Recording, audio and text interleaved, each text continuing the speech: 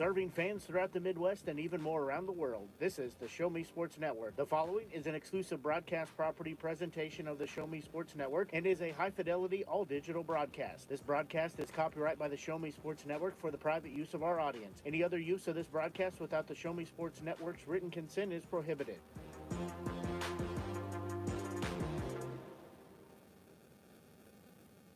Yeah, it's exciting to be back here for opening day here in Hallsville, the best day of the year, and a beautiful day for these teams to play some baseball. Really, for Hallsville, looking to build off a successful season that they had last year. These teams met on opening day last year. Hallsville won that game 20-8, so looking for some more runs will be Hallsville. And a new coach in line for Hallsville as well, Jordan Carmack, making his coaching debut here, was named head coach back on August 18th. Of 2023. He was part of Hallsville baseball teams that won back-to-back state championships in 2004 and 2005. A lifelong Hallsville native who graduated back in 2006 from Hallsville High School, so he's got to be extra excited for this one, Austin. Yeah, he definitely does because, I mean, you've been waiting for this moment for a couple months now, and it's time to finally show, the world what's going to happen. Finally time to show off the product that these boys have been working on all off season, getting ready for this moment. And it's really an exciting start to the season. However, we have the game coming up in just a bit. So before we get to that, we want to introduce to you the starting lineups for both teams, presented by Cassandra Gazaway, Mary Kay Independent Beauty Consultant.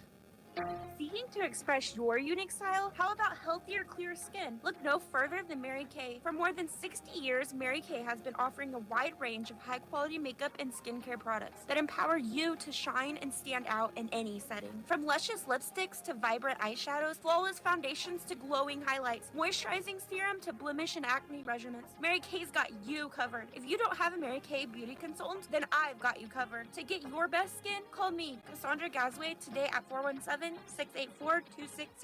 or visit online at marykay.com/Cassandra Gazaway.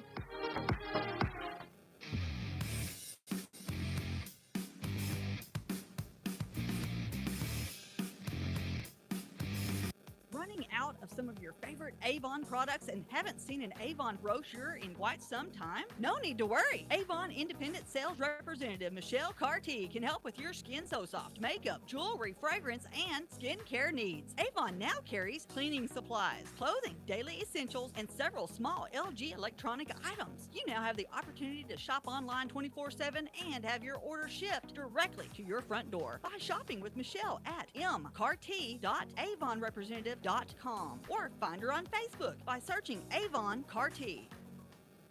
Since 1951, Ren's Automotive has been the leader in complete automotive and tire services, proudly serving the Ashland community and southern Boone County area. Servicing all makes and models of vehicles, customer satisfaction is their top priority. If your vehicle leaves you stranded, no need to worry, as Ren's Automotive offers 24-hour towing services. To schedule an appointment, call 573-657-4614 or stop by and see Terry, Peggy, Derek, and the crew at 124 East Broadway in Ashland. Ren's Automotive, your full-service automotive repair shop for over 70 years.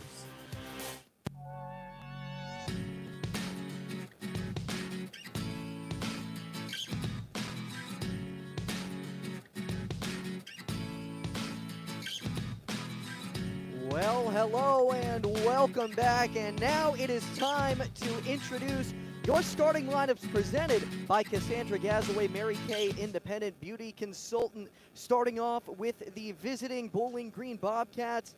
They've got Eli Grove at the first base, Brady Huber over in center field, Zach Gibson, the starting pitcher, Rowan Milosevic at catcher, Graydon Coleman, he's playing third base, Brendan Scherter, he is in right field, Jack McDonald in left field, and behind him at the sixth spot, they've got Keegan Smith, who's playing shortstop. And finally, finishing out that starting lineup, it is Manny Orff, who is, of course, going to play second base. Now, for the starting lineup for your Hallsville Indians, leading things off, it's going to be Tracy Maloney, or sorry,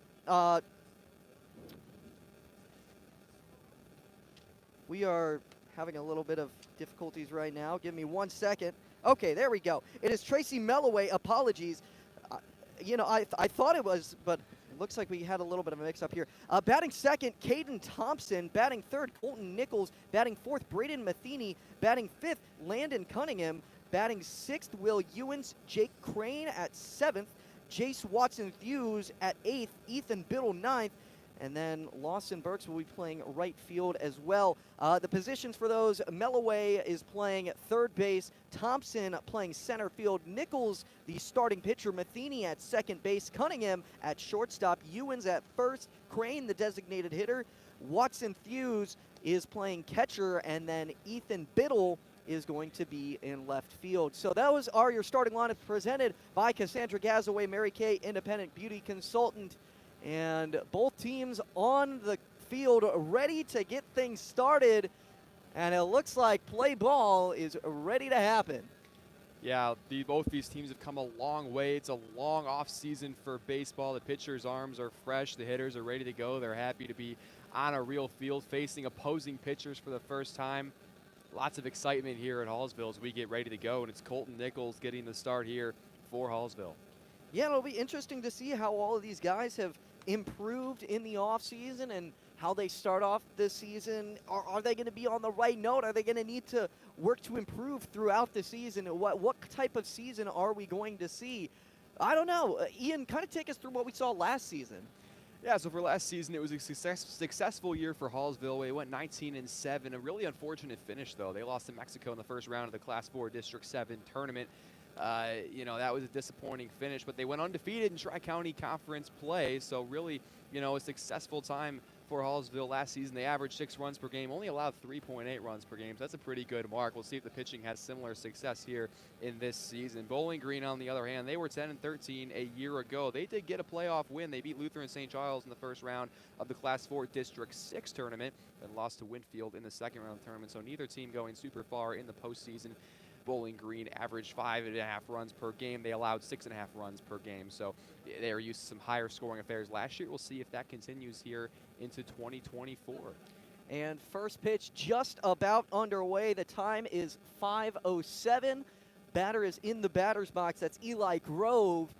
And weather, a nice 62 degrees and sunny. Not much wind. Gusts up to 13 miles an hour as first pitch is underway. Game time is officially 5:08, and it is a ball low and away, so it's a 1-0 count. Second pitch, the windup goes in and right in there, right over the middle. A nice pitch to bring the count even 1-1 for Nichols. Trying to get things started right for Hallsville. Nichols, he gets into his windup, brings that leg high, and a ball in the dirt bounces off of Watson-Thews and goes over to the backstop. So he'll go over and retrieve the ball, brings the count 2-1. Yeah, these Bowling Green hitters are going to be patient, going to look to bring Nichols into the strike zone, make him throw some pitches to hit if they're going to be swinging the bats. Colton Nichols, no stranger to throwing, as he was the quarterback for, well, not quarterback, he was the quarterback 2 years ago, but there's a hit going into right field. It looks like it's going to drop just in front of Burks, and that's going to be a leadoff single for Eli Grove, the 2-1 count. He gets a nice bloop over into right field and starts things off the right way. Yeah, it's a good piece of hitting right there, and that one's tough for Burks. It's kind of tough to tell, a little bit of an in-betweener. Should I dive, should I not dive? But probably the right decision just to keep that ball in front and prevent extra bases in the first batter of the game. Yeah, so now a runner on first base. We'll see. Are they going to be aggressive? Will Grove take off? He does not, and a perfect strike right down the middle on a fastball from Nichols. Well, as I was trying to say, Nichols was the quarterback 2 seasons ago for the Hallsville football team, as there's a pickoff attempt over to first base. It's going to bounce off the glove. Now, his teammate, Braden Matheny, took over the starting job at quarterback this season, but Nichols was still very involved on that squad. Here's the pitch. That one swung on and missed. Ooh, a nice little curveball that ended up falling in the dirt before it got into the catcher's mitt. Makes it an 0-2 count. Nice way to bounce back after allowing the first batter single. Brady Huber Here's the windup. It's taking second base. Here's the throw down there. It's not in time, but it's strike number 3. Gets Brady Huber out of there on a called strike looking. Put that one in the books backwards. And now there's a runner on second base, but there is one out. Yeah, well, you asked the question of how aggressive is Bowling Green going to be on the bases here, and so far the answer is pretty aggressive with a stolen base there here early in the first inning. Now one out, a runner in scoring position for Zach Gibson. And Zach Gibson will be looking to bring home the first run, runner in scoring position for the first time this season, as that's a strike right down the middle, caught looking. So an 0-1 count now to Gibson. And Zach Gibson, the senior for the Bobcats, also plays a little bit of infield and pitcher. Obviously, he's the starter for their team pitching today, as there's a curveball. That one's in there. Hit that outside edge. Oh, perfect placement from Colton Nichols. Yeah, so far Nichols placing his pitches really well, catching a lot of these Bobcat hitters looking early on. Yeah, well, he's now had, I believe that's 6 consecutive strikes here after, well, if you include the single as a strike. And oh, a nice off-speed changeup. Got Zach Gibson swinging out of his cleats right there, and that's a strike 3. So 2 outs and a runner on second base. Hallsville's got a good shot to end this inning, end this inning without giving up a run. Still an opportunity, though, for Bowling Green. They've got that runner in scoring position, and Milosevic with the task of not stranding him out there. Rowan Milosevic, yeah, he's does have a runner in scoring position, so Hallsville can't get too comfortable just yet, as that one's in the dirt for ball 1. Hoping to start the season with the 0 ERA after 1 inning, but so far the inning's not over, so you never know. Nichols gets set. He looks back to second base. Doesn't throw there. He goes home. That one's hit down the third base line, and they'll say just foul. Man, that looks like it might have gone right over the bag, but they do call it foul. About a foot foul there. It would have been a big-time hit there with 2 outs if it was about a foot over to the right, but instead, that's strike 1. Yeah, so a 1-1 count now to Milosevic. And I mean, you're right. It started in fair territory, but the way that he hit the ball, he hit it in front of the plate, so that allowed it to bounce back out before it bounced again after the base. So here's pitch number 3. It's a swing and a miss. The ball was in the dirt.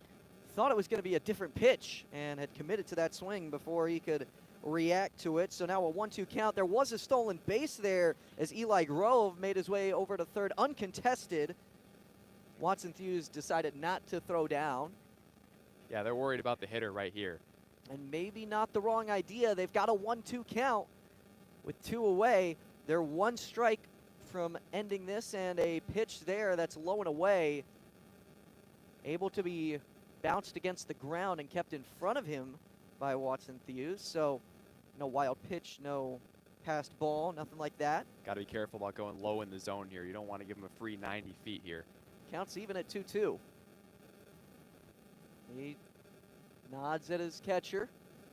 Nichols fires the off speed. It's bouted softly to Nichols and over to first base. That is out number 3 on a nice little put out to Nichols. And the inning ends with Hallsville not allowing a run. It's 0-0 at the middle of the first. We're going to hit a quick break. When we come back, we've got more Hallsville baseball for you here on the Show Me Sports Network.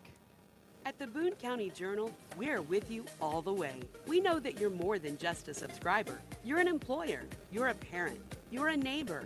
Most importantly, you're a community member. It's our goal to provide you with the latest news, sports, opinions, obituaries, classifieds, and more to keep you informed about your community. To find out more about the Boone County Journal or to subscribe, call 573-657-2334 or visit bocojoe.com. The Boone County Journal. We're with you all the way.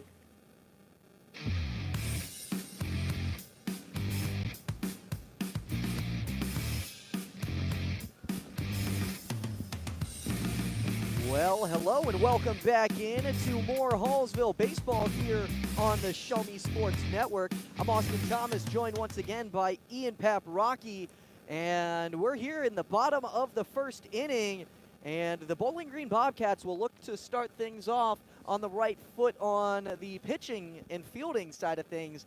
They weren't able to get off to a hot start on offense as Hallsville and Colton Nichols really locked them down. Eli Grody started things off with a nice leadoff single, but back-to-back strikeouts and then a soft ground out to Nichols ended the inning short for them. So 0 runs, 1 hit, 0 errors, 1 left on base. And now the Indians have a chance to get things going. Leading things off, it's Tracy Melloway.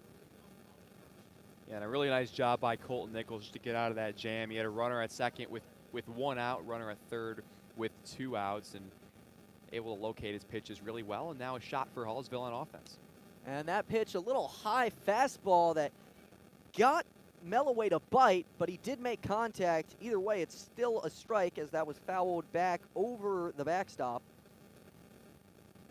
And here comes pitch 2 pretty quickly after that one. That one's low and in the dirt, so it'll bring the count even at 1s.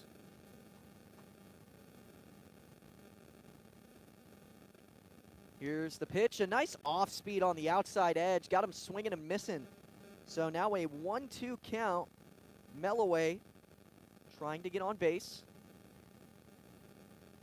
Fires, swings and misses. That's strike number 3. Caught him swinging. And that's 1 away pretty quickly for the Indians. Yeah, you got that right. That was very quick. I like the pace that Zach Gibson's working with here in this first inning. He's wasting no time. A couple of nice off-speed pitches, throwing the hitters off balance. That's good work. Here comes Gibson's second pitch. That one's outside and low. It'll be ball 1 for Caden Thompson. Caden Thompson, the center fielder in today's game. He was a big part of the basketball team that just got finished up, as that one's fouled here right in front of us into the backstop. And it'll bring the count even at 1-1. Caden Thompson, a junior, so we still got 1 more year after this, but basically 2 full seasons, as this one's just starting, as that one's popped foul over the backstop and a little high over the fan section. So brings it to a 1-2 count. Zach Gibson has had 2 pretty quick 1-2 counts, and he's ready to go again. He fires. It's a swing and a miss. A nice curveball caught him on top of it. Caden Thompson goes down on strikes as well. So 2 quick strikeouts to get things started for Zach Gibson. Yeah, these Hallsville hitters are going to have their hands full here this evening if Gibson continues to mix his pitches and pitch at this pace. This has been really impressive so far here in the first. Yes, it has been. So here comes the first pitch to Colton Nichols, the pitcher-on-pitcher duel. That one hits the outside edge. And Nichols will start off down 0-1 in the count.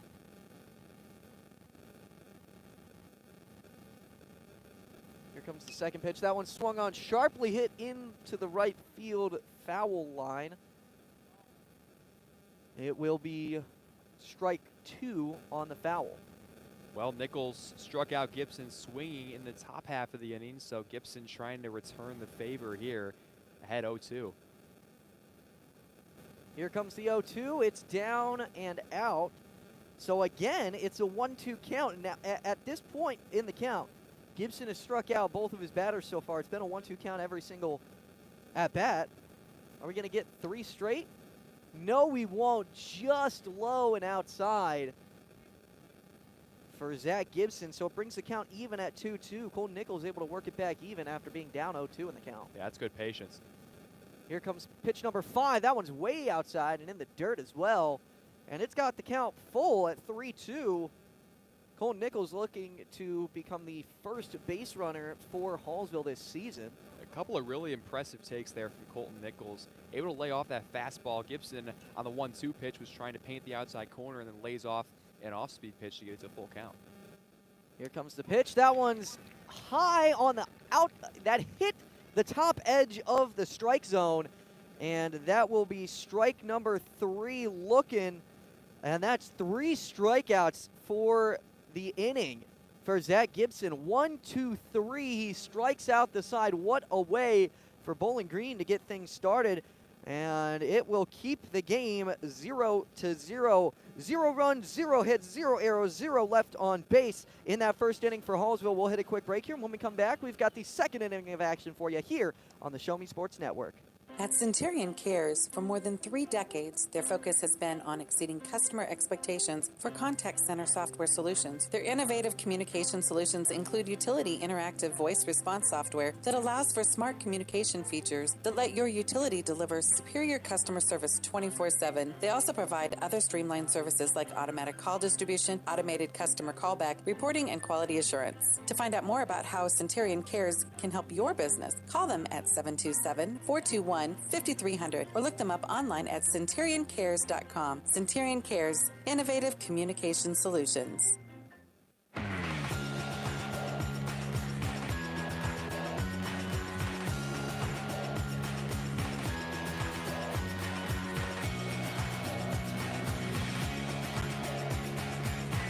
Well, hello and welcome back into more Hallsville baseball here on the Show Me Sports Network. I'm Austin Thomas, joined once again by Ian Paprocki, and it has been a pitcher's duel so far. Only one inning in, it's 0-0 as Colton Nichols heads back out onto the mound. Yeah, both pitchers have brought their stuff. There's a reason these guys were named the starters on opening day. Colton Nichols, 2 strikeouts in the first inning. Zach Gibson responded by striking out the side in the bottom half of the inning, so we may be on our way to a low-scoring game. Definitely a bit of a different vibe than opening day last year when Hallsville traveled to Bowling Green and beat the Bobcats by a score of 20-8. But if Zach Gibson keeps pitching the way he is, there's no way Hallsville is even sniffing 20 runs. So we'll see how this game develops, but so far, so good for both starting pitchers. Yeah, definitely been a far cry from that game, but you know, I like to see a pitcher's duel here and there. Obviously, you want to go with your best pitchers out the gate to get things started, and it's been a good start, but you've only faced, you know, a third of the lineup, maybe not even half the lineup yet. So there's still plenty of other guys that can still make their mark in this one. Well, and as we go on in this game, you know, we'll see some guys get their second and third cracks at these starting pitchers, and then maybe things will start to break open a little bit. But so far, no success the first time around. That as well. First pitch of the inning is down in the dirt for Nichols, and it'll be a 1-0 count. It's Graydon Coleman who's batting and leading things off in this inning for the Bobcats. Graydon Coleman, the freshman, making his first career game as that strike is in there on the bottom half of the zone. So it's a 1-1 count. A wind up. The pitch is swung on. It hit home plate there, and it's a swing and a miss. It brings up a 1-2 count for Graydon Coleman. I mean, what does that say, though, about the confidence that the Bobcats have in Graydon Coleman to be batting him 5th on opening day as a freshman? That's a pretty good honor. Yes, it is. It's definitely a mark to how well he's been playing in spring and how much work he's been putting in as well. So here comes the next pitch. It's swung on and missed just below the strike zone. Got him caught swinging, and that is out number 1 on the inning for Colton Nichols and Hallsville. Brendan Scherter will step up to the plate, the left-handed batter. I believe this is the first lefty in the lineup for the Bobcats. Nichols winds up, he fires, it's in there for strike number 1. Well, we saw Nichols locate really well in that first inning. So far, the same here in the second for number 4. Definitely has been, and here comes the next pitch. That one is just outside and will be called for ball number 1. The 1-1. Fires, it's just low, brings the count 2-1. Good patience at the plate so far from Scherter. 1 away in the top of the second. The season opener for both teams, as that is a swing and a miss on a nice fastball from Nichols, brings the count even at 2-2. So a little bit to work with for Nichols as he winds up. He fires and a swing and a miss.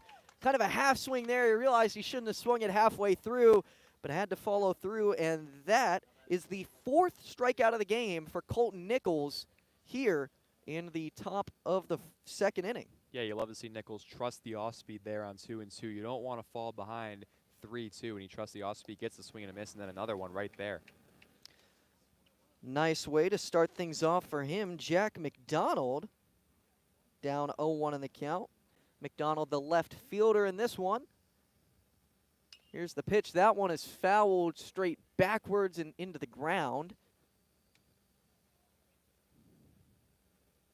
So now an 0-2 count for Jack McDonald. Yeah, both of these pitchers so far, their success has come from getting ahead in counts like this. You don't see anyone falling behind 2-0, 3-0. It's been all 0-2, 1-2. It definitely has been. Here's the swing and a miss. That one is in the ground, and a great inning from Colton Nichols. 3 swinging strikeouts in a row. He strikes out the side. He's got 5 strikeouts in the game. What a phenomenal start for him and for the Hallsville Indians. 0 runs, 0 hits, 0 errors, 0 left on base for Bowling Green in that inning. We'll head to a quick break, and when we come back, we got the bottom of the 2nd coming up for you after this. There's no better way to celebrate a special event or show someone just how important they are to you than gifting them something handcrafted from Country with a Heart. Handmade in mid-Missouri, Country with a Heart specializes in hand-built woodworking projects for every occasion. Their design collection includes children's furniture, doll furniture, household items, holiday decor, outdoor decorations, custom projects, and everything in between. To view their full inventory of projects, visit countrywithaheart.com and find them on Facebook by joining the Country with a Heart group page.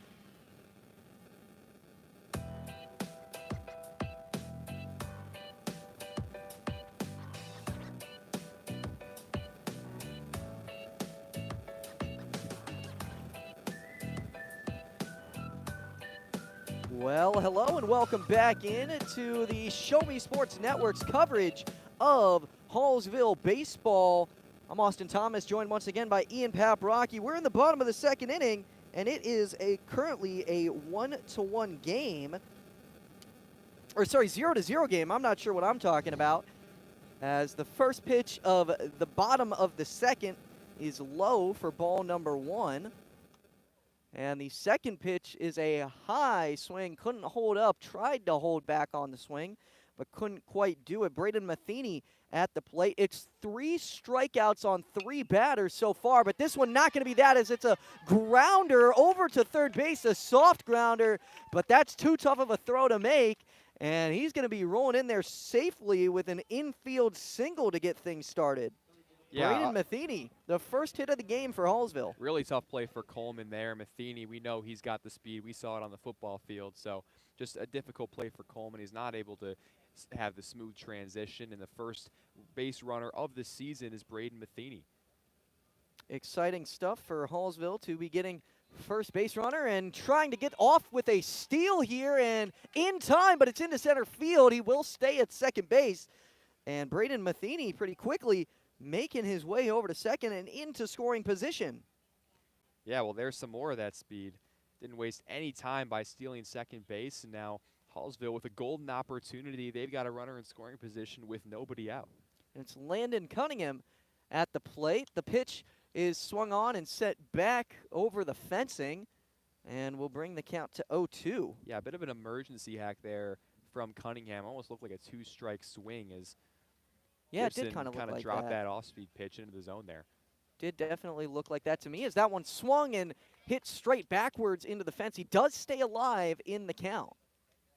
Yeah, doing a nice job there. And Gibson maybe leaving that one a little bit too far over the plate here on 0-2. Then again, he doesn't want to risk having any sort of pass ball action because he's got that runner out there on second. That pitch way short of a couple feet in front of the plate. Brings it to a 1-2 count. That's the first really poor pitch that we've seen from Zach Gibson all day. Yeah, well, right as I mentioned, the possibility of a pass ball as catcher Milosevic bails him out.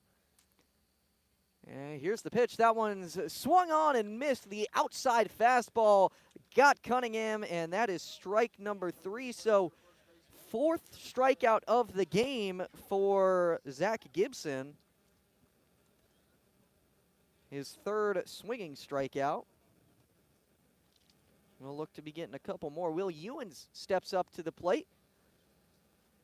Ewens also making the switch from basketball season over to baseball season as he swings and sends that one straight backwards over the backstop and brings the count 0-1. Yeah, a lot of multi-sport athletes, whether it's basketball or football, here on this Hallsville baseball team.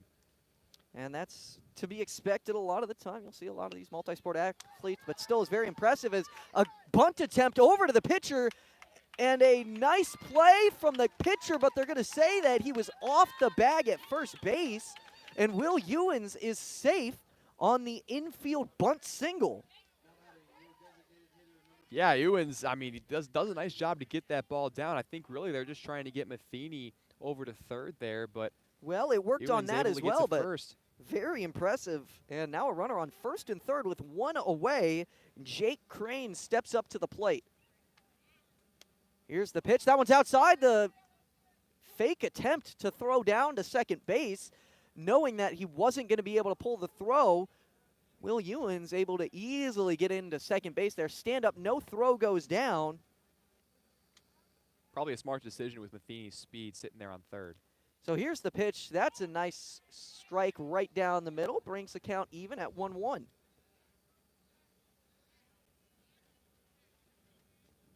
And Jake Crane, just one of those guys that you can tell loves playing every sport that he's in. Always has a blast doing it, always with a smile, as that pitch is popped up into the right side, and it's just going to be caught in foul territory by the first baseman, and nobody able to advance and gets an out. An unfortunate turn right there to get the pop out. Yeah, you know, Crane looking to hit the ball in the air. Ideally would get it a little further in the outfield so you can try to have your runners tag from second and third, but that one just in shallow foul territory, and now 2 outs. Yeah, and Eli Grody doing a nice job to track that one down. His first pitch of this at-bat is outside to Watson Thews. It's a 1-0 count to the left fielder, or sorry, to the catcher, as that pitch is in there for strike number 1. It's a 1-1 count with 2 away in the bottom of the second. Runners on second and third. It's swung on in a foul tip. So now the count 1-2. The ball kind of got away from Rowan Milosevic, but it was called the foul tip, so no wild pitch pass ball. Here comes the 1-2. Swing and a miss. That's strike number 3. A nice way for Zach Gibson to keep this one tied, getting out of the jam with runners on second and third, and that will end the inning. 5th strikeout of the game for Zach Gibson. 5 strikeouts for both starting pitchers so far. It's been a very incredible pitchers duel. 0 runs on 2 hits, no errors, and 2 left on base for Hallsville. We're going to hit a quick break here, and when we come back, we've got the 3rd inning of action for you here on the Show Me Sports Network. The following public service announcement is brought to you by the Eddie Gaedel Society, Jefferson City Chapter 10, doing little things to make a big difference. Want to make a big difference in your community? Be kind to others, drive safely, and put litter in its proper place. Join us in celebrating Eddie Gaedel's historic Major League appearance as a member of the St. Louis Browns by doing something nice for someone today. Take a walk, Eddie!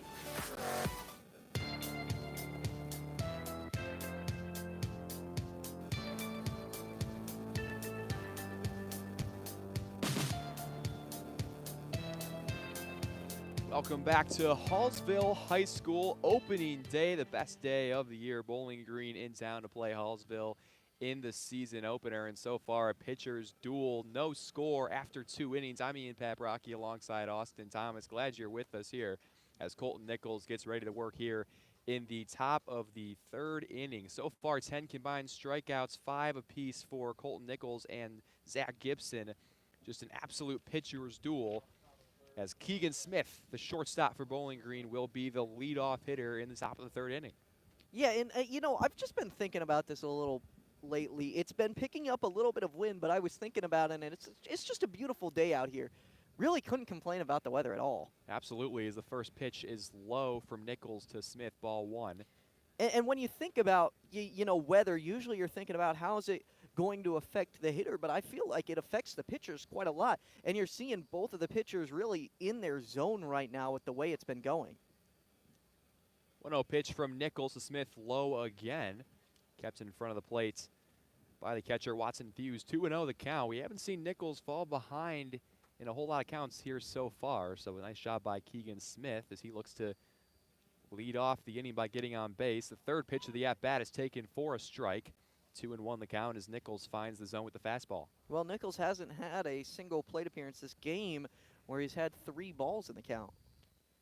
The 2-1 pitch from Nichols to Smith, skied foul, right side and out of play. It'll be 2-2. Nichols struck out the side in the top of the second inning. He got Coleman, Scherter, and McDaniel all swinging. Yeah, it's been a really good performance from him so far, and I don't expect much to change. 2-2, swung on and missed, strike 3. Keegan Smith goes down on strikes, the 4th straight swinging strikeout for Colton Nichols, and there's 1 away in the top of the 3rd. Well, it's his 4th straight and 5th of his last 6 batters. The only one that didn't go down on swinging strikes was Rowan Milosevic in the last 6. The second batter of the inning will be the second baseman, Manny Orff. 1 out, nobody on. Nichols to Orff, misses low. It'll be ball 1, 1-0. Manny Orff, a senior here. He's playing in second base and more of a defensive guy. You see him here at the 9-hole. Next pitch is skied to the right side. The second baseman going back, that's Matheny. He's under it and makes the catch, backpedaling for out number 2. Yeah, well, it's not a strikeout, as you're probably happy to see at this point, because a lot of the last few guys, at some point, you just want to see a ball put in play. Well, we're 1 time through the order for Bowling Green. 6 of the 9 struck out. And back to the top of the order, it's Eli Grody, who has their only base hit on the evening. Well, 2 outs, nobody on. Yeah. First pitch from Nichols, off speed, misses low and away. And it's kind of odd because you started off with a hit. Since then, it has been all outs. There has not been a single batter that's gotten safely since him. Second pitch low once again and in the dirt.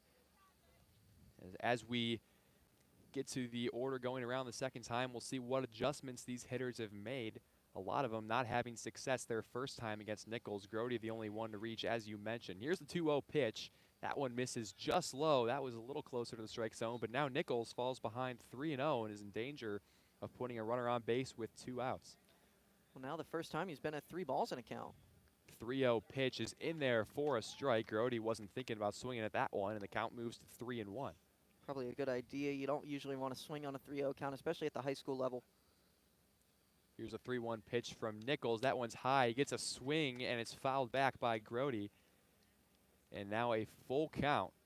That was right at the top of the strike zone there. Might have been ball 4 if Grody didn't swing, but maybe a little bit too close to call. And now Grody and Nichols locked in a battle, 3-2, 2 outs. Maybe a little lucky on that one. Misses low and outside with the off speed, and Grody reaches base for the second time. And there's a base runner for Bowling Green with 2 outs in the top of the 3rd. Well, it's the first walk issued by either pitcher, not just by Colton Nichols. Pretty impressive control that we've been seeing, and that's one of the things that leads to a pitcher's duel like this game has been so far. Yeah, both pitchers have been in command so far. It's Brady Huber as they check on Grody over there at first. He slides back in safely. Huber, the batter, the center fielder for the Bobcats, struck out looking in his first plate appearance.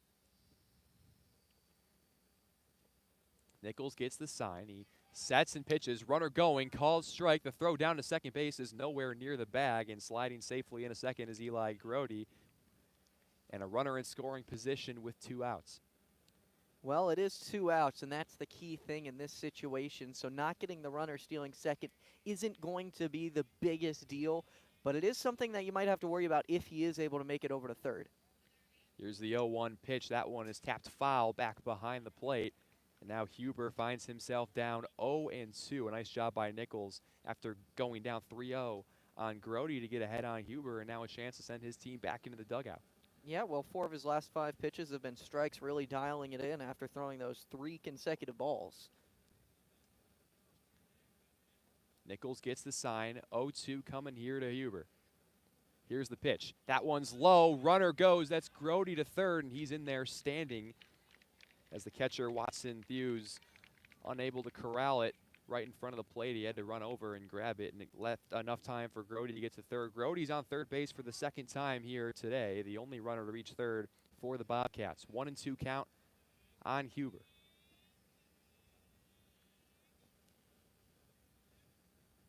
Here's the pitch from Nichols. That one's low. This time Watson Thews does a nice job to keep it right in front and keeps Grody at third base. 2-2, the count, 2 outs. The number 2 hitter, Brady Huber, facing Colton Nichols.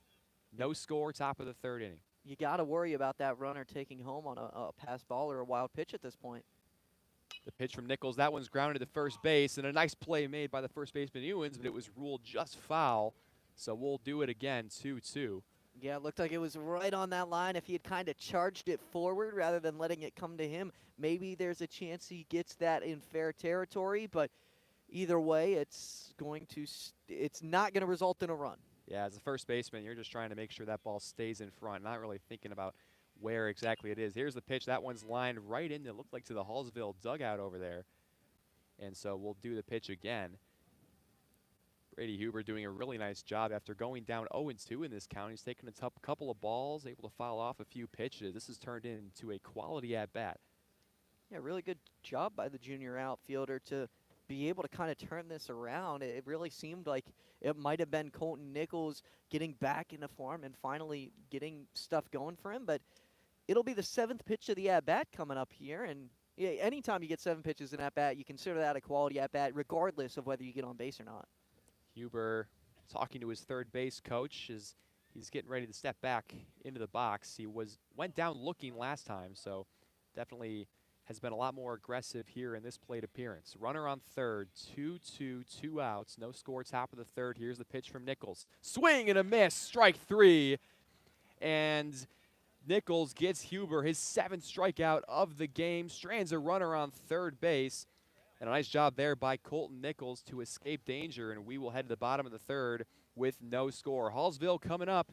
You're listening to the Show Me Sports Network. Don't go anywhere. We will be right back after this. Han Custom Laser Engraving LLC has been specializing in all things custom, using large format, high-powered lasers with some of the most advanced technologies on the market. Anything can become a canvas. The state-of-the-art system makes quick work of custom engraving on cups, glass, tile, wood, acrylic, metal, headstones with endless possibilities. They also offer custom one-of-a-kind signs that are sure to make your design stand out. Find them on Facebook at Han Custom Laser Engraving or call 573-489-8732 to find out more. Han Custom Laser Engraving LLC, a veteran-owned business.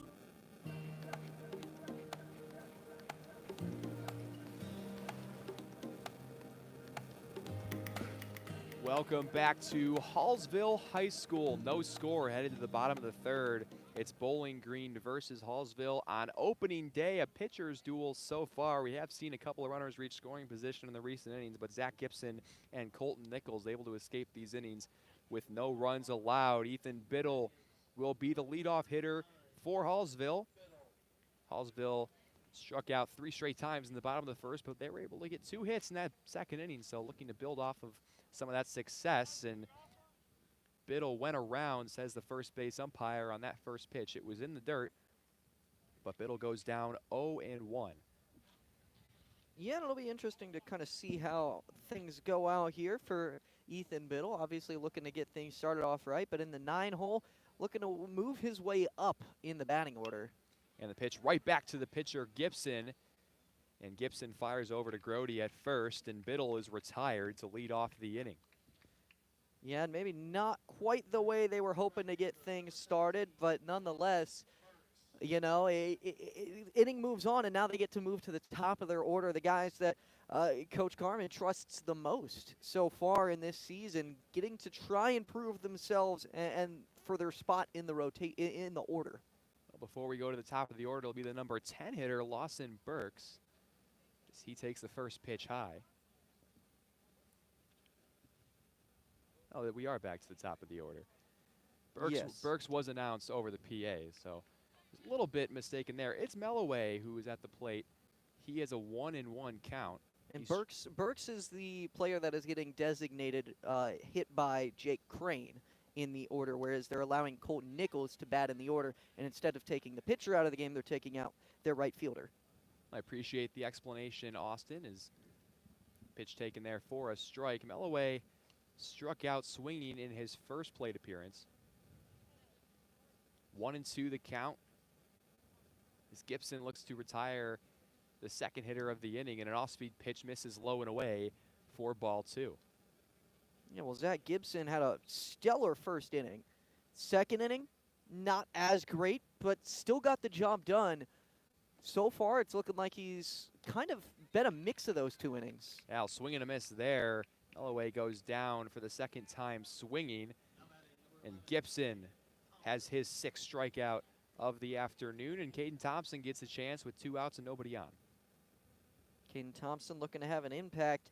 You know, you look at that first inning, and the top 3 in the order all went down on strikeouts. They're going to be looking to at least get something in play here. That's the key thing about your second at-bat. If you struck out on your first at-bat, you're trying to get something in play. If you grounded out or flew out, you're trying to get a hit or get on base. That's kind of the way that, you know, your mental progresses through this one right now. Thompson swings and fouls off the first pitch. 0-1. Gibson kicks and delivers the second one. That was inside. Almost hit Thompson with that one. And count moves to 1-1. Zach Gibson really settling in here in this third inning after a little bit of a more shaky second inning. But he's working with some good pace, and he's ready to deliver the 1-1 pitch to center fielder Caden Thompson. Fastball high and away, ball 2. And yeah, now you look at the way that this lineup has been performing against Gibson, and a lot of strikeouts, but that's mostly a credit to Zach Gibson's placement so far. But again, as I mentioned, the mental does become a huge part of this game. Thompson a little late on that last fastball, lined it foul to the right side. 2-2 coming up with 2 outs. Zach Gibson to Thompson. That one's high and inside once again. Thompson having to back up out of the way for the second time in this plate appearance, and it is a full count. Well, that's some good patience up there on a 2-2 count to be able to take that pitch. Here's the full count pitch. It's dribbled right back to the pitcher, Gibson. He picks it up, fires to Grody at first, and is able to get Thompson in time for out number 3. Hallsville goes 1-2-3 in the third. We're headed to the 4th inning. It's a pitcher's duel here on opening day. No score between Hallsville and Bowling Green. You're listening to the Show Me Sports Network. We'll be right back after this. At Hallsville School District, our educators do more than just teach. Lives are being shaped for the future before they even enter a classroom. For students to succeed, it takes an entire district-wide team. Join Hallsville School District's team today, now offering competitive salaries and benefits for all positions. Visit hallsville.org and click on the employment link under Our District tab.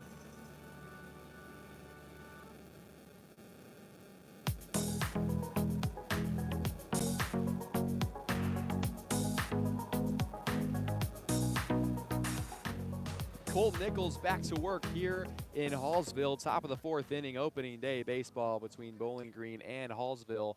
No score as we welcome you back on the Show Me Sports Network alongside Austin Thomas. I'm Ian Paprocki, and this game is moving along. Not a whole lot of action on the base paths. The pitchers mowing down hitters left and right. What are your thoughts so far on this one, Austin? Well, my thoughts so far have just been that the pitchers today have been so good at placement. Usually, start of the season, it does take a little while for you to find your control. But the way these 2 pitchers have been going at it, they are locked and loaded. And maybe that does have a little bit to do with the weather. It's a beautiful day, like I mentioned earlier, and not having any wind does make it easier to pitch. But at the same point in time, I mean, this is great. Well, it's great from the pitchers, and it's made the batting really difficult, and I'm a sucker for a good pitching game. I know a lot of people love high offense, but I love to see some good pitching. Oh, yeah. You can't go wrong with a good old pitcher's duel. And, you talk about this being day one. These pitchers don't have a lot of miles on that arm, obviously, here, so that could also be a factor as Nichols' first pitch to Zach Gibson is low for a ball. Gibson, the starting pitcher for Bowling Green, the 3-hitter as well, looking to help himself out here as the leadoff hitter in the top of the 4th. Well, he provided his fellow pitcher with a strikeout in the first inning. He'll be not looking to do the same here. Nichols falls behind 2-0. Yeah, Gibson went down swinging against Nichols in the first inning. Nichols was caught looking at the plate against Gibson. So only strikeouts so far in the matchups between the pitchers. As Nichols will look to get back in this count. He looks in for his sign. The kick in the 2-0 is low once again. So Nichols having a little bit of trouble finding the zone here in the fourth, and it's 3-0. Well, I think it might be because I just started saying something about how good they were at finding their control, but they are a little bit into the game as he just crossed the 50-pitch mark. Yeah, we'll see how fatigue plays a factor. I mean, so far, these opening day starters have not disappointed. That was pitch 51 right there for Colton Nichols, so a fair number of pitches that he's had this game. And the 3-1 pitch misses high, and Gibson is on. He walks, and a runner on first now to lead off the fourth inning for the catcher, Rowan Milosevic. Well, that's their first base runner, not named Eli Grody, and that definitely helps things going around when you have multiple guys getting on base. And what Bowling Green is hoping is that it's going to lead to a couple other runners getting onto base. They'll check on Gibson there at first base. Grody was aggressive on the base pass. We saw him stealing bases when he was on, so we'll see if it's a team philosophy. Hallsville sure seems to think so as they check on Gibson once again. Yeah, and you know, it's difficult to get those pickoff moves to work, but it's more so useful to keep the runners close to the bag. The first pitch to Milosevic misses low, and Nichols, you know, he was really having a strong time and a success getting ahead in counts early in this game, and so far in this inning not having that same success. Runner goes, swung on by Milosevic and fouled away, so Gibson will have to trot on back to first base, and the count moves to 1-1. Will be kind of interesting to see how he attacks the count from this point on, because you can sometimes kind of take it like it's the start of a new count when it's even at 1-1. Milosevic grounded out to the pitcher Nichols in his last plate appearance, and Nichols is really worried about Gibson over there on first base. We'll see if Gibson takes off again. He did on that last pitch, and he does. Gibson goes. The pitch is in there for a strike. They're not even going to throw down to second as Gibson walks in there standing in a runner in scoring position with nobody out for Bowling Green. Well, that's a key stolen base right there with no outs to get a runner on to second base. It's pretty huge into allowing kind of you could just sacrifice your way home at this point. 1-2 pitch from Nichols, grounded to the shortstop Cunningham. It went right through him, and the first run of the game is going to be scored as Gibson trots around third, and he's going to make it to home. And Bowling Green takes a 1-0 lead. Milosevic reaches on the air, and the Bobcats strike first. Yeah, the first error of the game for either team, and it's a really hurtful one in a game that was tied 0-0. That will not go as an RBI for Milosevic since he did reach on an error, but he contributes to bringing home the first run of 2024. Yes, he does, and also a pinch runner in for him, a courtesy runner, they call it. David Troutman checking on to first base, the freshman getting his first point in the game. And he's, wow. And he was picked off of first base. Or was he? There's some confusion there. The home plate umpire says go ahead and stay there. Well, that's an interesting call. You don't see that often. I don't think the home plate umpire the infield umpire had put the ball back into play. I think that's what happened. Okay. I don't think we were back in play, and the home plate umpire made that known as the first pitch is low from Nichols to Coleman now. A nice block by Watson Thews to prevent Troutman from taking second base. 1-0, nobody out. Coleman the batter, 1-0 lead for Bowling Green. And the runner going, swing and a miss, throw down to second base, and safe at second base is Troutman. So close to getting that throw in there. Maybe just a little more laser on that throw, and it's in time, but it's so close to getting in there. Not a bad play from Watson Thews behind the plate, but still a steal nonetheless. Pitch was a strike, so a 1-1 count on Graydon Coleman. He struck out swinging in his last plate appearance. Runner on second, nobody out. Pitch to Coleman, and he fights that one off and fouls it back. 1-2 now. As Nichols able to get ahead on Coleman.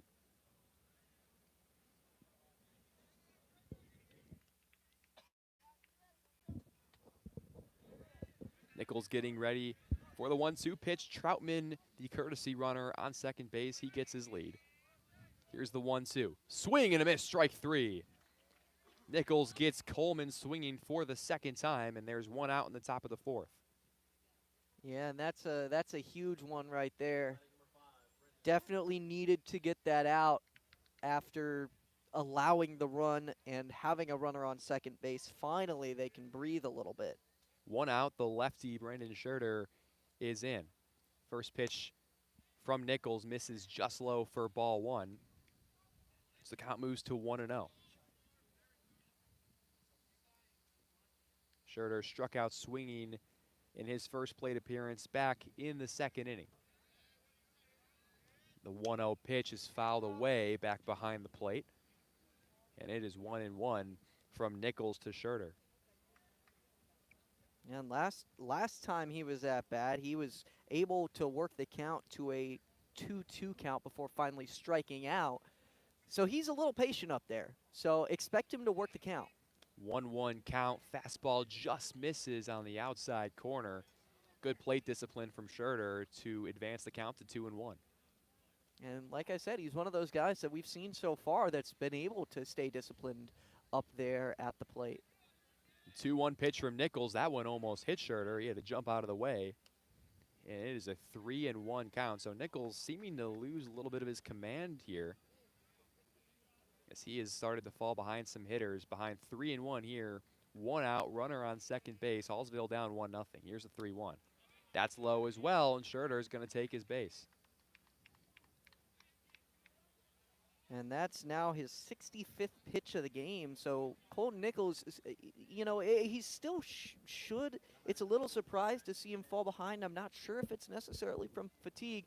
But again, it is the first game of the season. So maybe a little bit of that does play an effect as, you know, it's going to be that first time you're going for a longer outing.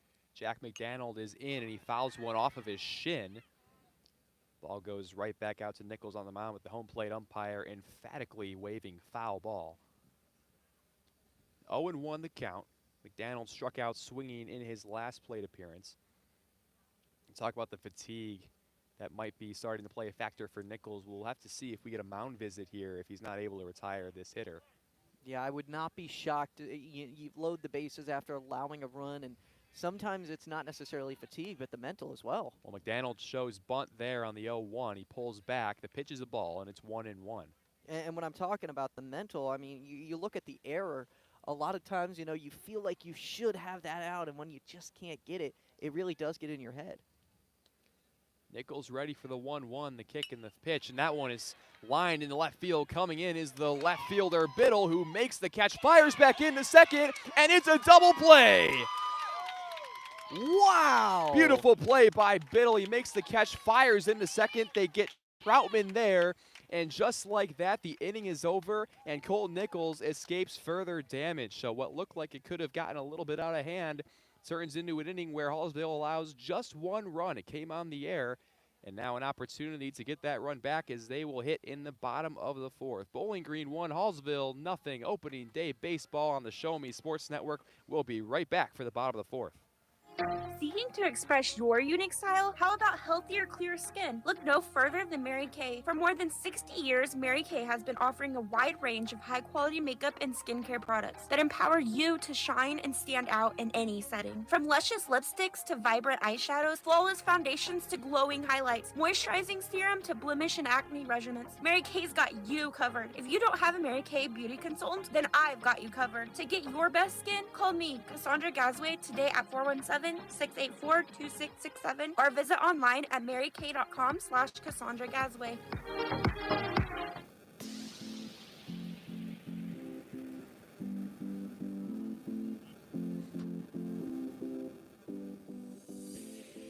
Welcome back to Hallsville High School. Getting ready to go here in the bottom of the 4th inning.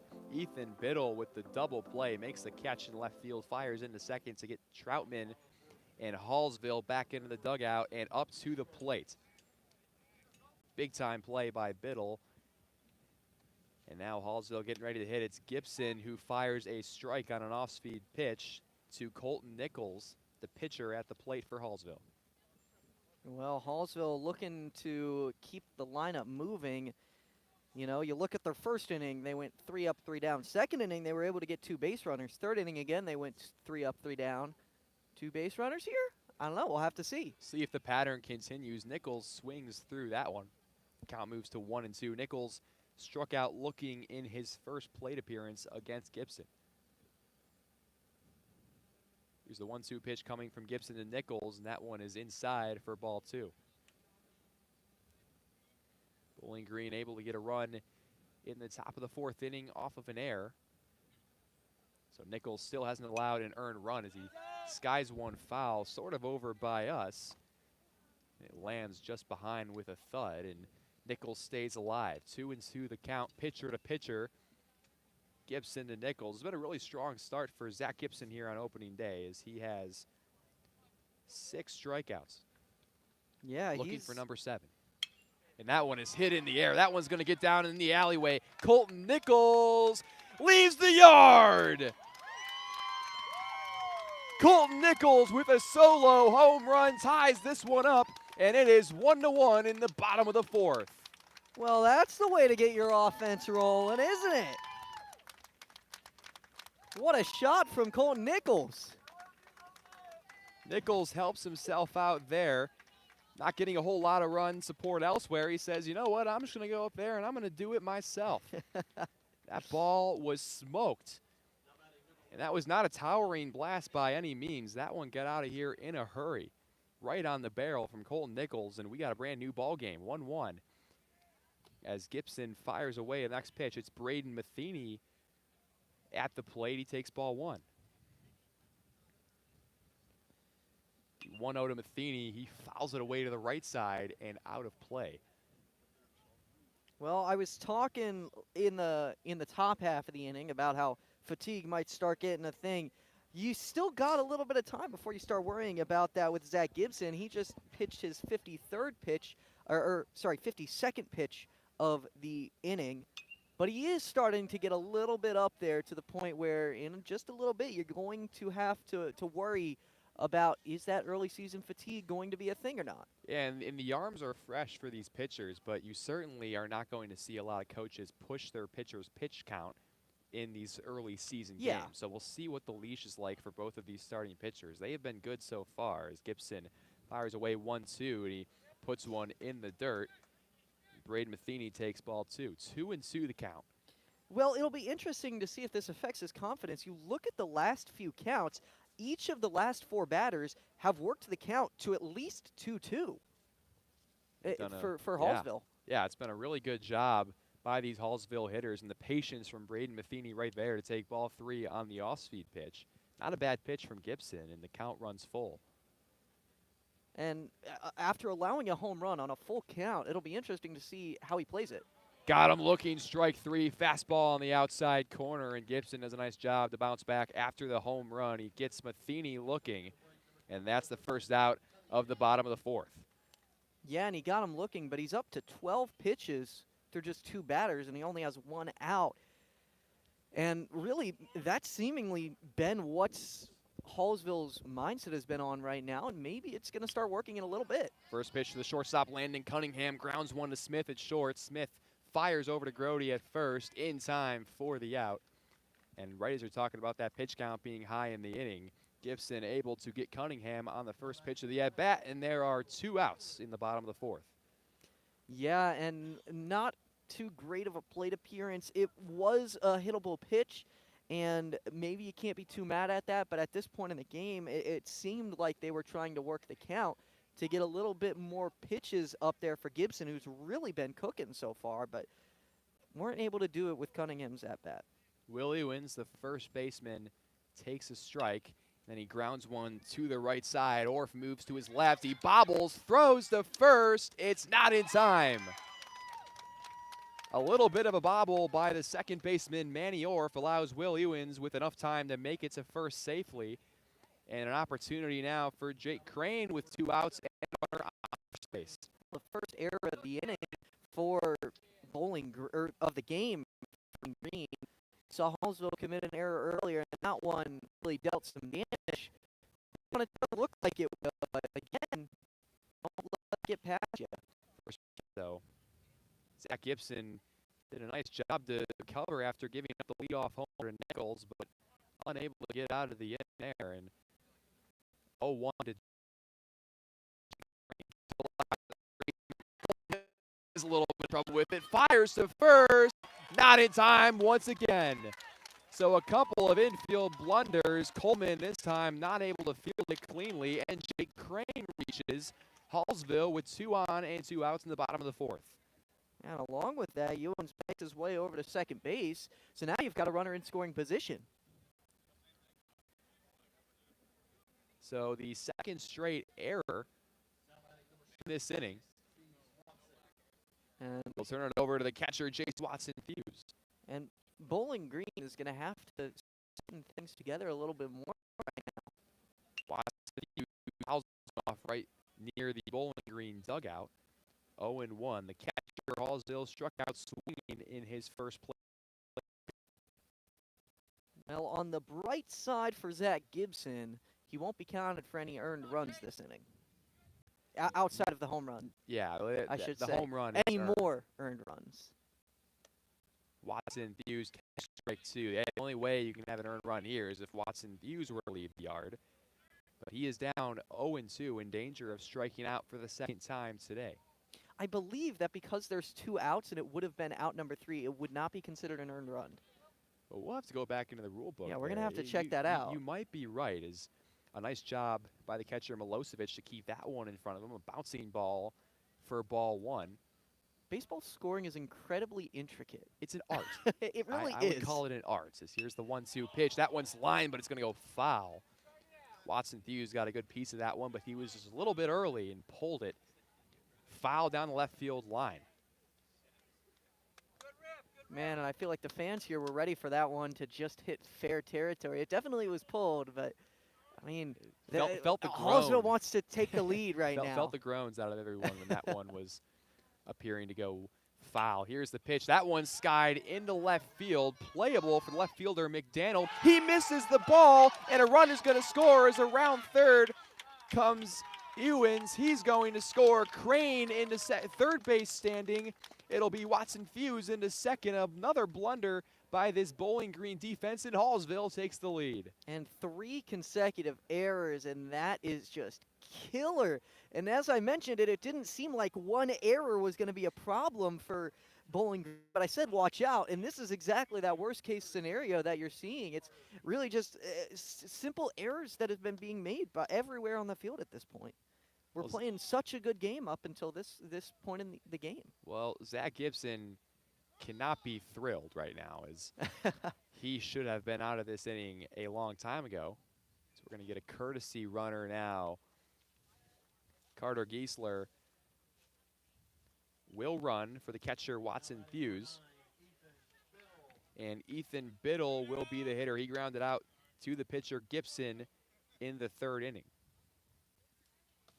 First pitch high and inside, and ball 1 from Gibson to Biddle. And I didn't get the name of that pinch runner. Could you say that one more time? Carter Giesler. Thank you.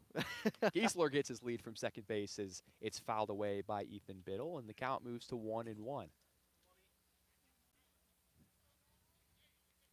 2-1 Hallsville. They've taken the lead here in the bottom of the 4th after Bowling Green took the lead in the top half of the inning. Here's the 1-1 pitch. It's in there on the bottom corner for a strike, and Biddle is down 1-2 against Zach Gibson. 1-2. Runners on second and third. A golden opportunity for Biddle to extend the lead. He grounds one of the third baseman. Coleman is rushing in for it. He's going to fire to first base. It's wild. A run scores. Here comes a second run. That's the pinch runner, Giesler. And everybody safe on the play. Another error as Bowling Green starting to unravel on defense. It is 4-1 as 2 runs score on the play. And this is just a crazy turn of events right now. I could not have predicted that this was going to be the way things turned out. Crane and Crane and the pinch runner, Giesler, scoring on the play. Biddle goes to first. And now a fly ball by the leadoff hitter, Melloway, into shallow right field. That's going to fall for a hit in front of Schurter. Into second base and diving back safely is Biddle. And there's a base hit from Melloway as Hallsville extends the inning. Well, now up to the 9th batter in this inning for Hallsville. And they're really loving the way things have gone so far. Caden Thompson will be the hitter. Colton Nichols is on deck. He led off this inning with a solo shot to left field. So here comes Caden Thompson. He's 0 for 2 in the ball game. 2 runners on. Thompson fouls one off back behind the plate. He'll be 0-1. Gibson does not want to have to face Nichols again this inning. He just wants to go back and sit down after what is all unraveled so far. Gibson 0-1 pitch is low and away. An off-speed pitch misses to Caden Thompson. A nice job by the catcher Milosevic to keep that one in front of him. He's got 2 runners on base here, 2 outs, bottom of the 4th. The 1-1 pitch, that one's grounded softly back towards the pitcher. It'll be the shortstop Smith who charges, throwing on the run. It's not in time. He made the play and fired to Grody, but Thompson beat out the throw by quite a bit. That'll go as an infield hit, and we are back to the top of the order here. Well, back to the leadoff hitter of this inning, I should say, and Colton Nichols, who homered. Yeah, and I mean, this is exactly what Hallsville wanted to happen, is to be able to get something like this. And it's not really been Zach Gibson's fault. He's been inducing poor contact. He's been getting them to hit to his players, but just errors after errors. And then, I mean, these last 2, a bloop hit and then a soft ground ball. It's just been a tough ride for Gibson after what was a fantastic first 3 innings. Yeah, well, it was nobody on, 2 outs for Will Ewens. And Gibson looked to be out of the inning when he was able to get a ground ball, but Manny Orff unable to make a play. And then 4 errors later, it's 4-1. And we have a pitching change now here. So Zach Gibson started off this game really strong. Overall, pitched a solid game, did not get a whole lot of help, only gave up 1 earned run. That came on the home run to Nichols, and he will not get another opportunity to face Nichols. And looks like Graydon Coleman will step onto the mound. Was playing infield earlier in this one. Played third base. He made a couple of those errors earlier, but now on the mound earlier than he was expecting. Yeah, Coleman shifts over from third to the pitcher's mound, and he's going to be tasked with trying to get Nichols this time. Bases are loaded for Hallsville. Bottom of the 4th. 4-1 Hallsville with the lead on opening day, and the offense has started to show up here. And really, I mean, how big has Nichols been in this game? I mean, 4 really solid innings overall on the mound, and then he starts off this inning with the solo shot, gets his offense going. I mean, he's been the difference maker here for Hallsville. Yeah, he's been huge for this team, and really, it's going to be interesting to see how he takes this at bat. Is he going to be still playing on the aggressive? I mean, bases loaded. How can you not? Bases loaded, 2 outs in the bottom of the 4th. Coleman facing Colton Nichols, and the first pitch is in there for a strike. And it's 0-1 on Nichols. And Coleman really hoping that he can get things going and turn things around. Coleman to Nichols, the second pitch. That one's in there once again. Nichols has a lot of power coming so far. And that is strike 3, looking 1, 2, 3. Look at the job done there by Coleman in relief. Comes in with the bases loaded and is able to retire Colton Nichols. That's a job well done by Graydon Coleman. But Hallsville strikes 4 times in the bottom of the 4th inning, a huge inning, as they lead it now 4-1, headed to the top of the 5th inning. Don't go anywhere. You're listening to Hallsville Baseball on the Show Me Sports Network. We'll be right back for the top of the 5th. Attention Indians fans, here's your chance to help the student athletes of Hallsville by becoming a member of the Hallsville Athletic Boosters. Your gifts help provide all Hallsville athletes with a safe and positive experience while attending our school district, and also help purchase items that our sports team couldn't otherwise afford. You can join the Hallsville Athletic Boosters this season for as little as $25. Membership is open to everyone. Interested in joining? Look them up on Facebook by searching Hallsville Athletic Boosters or email them at hallsvilleathleticboosters@gmail.com. Let's go Indians!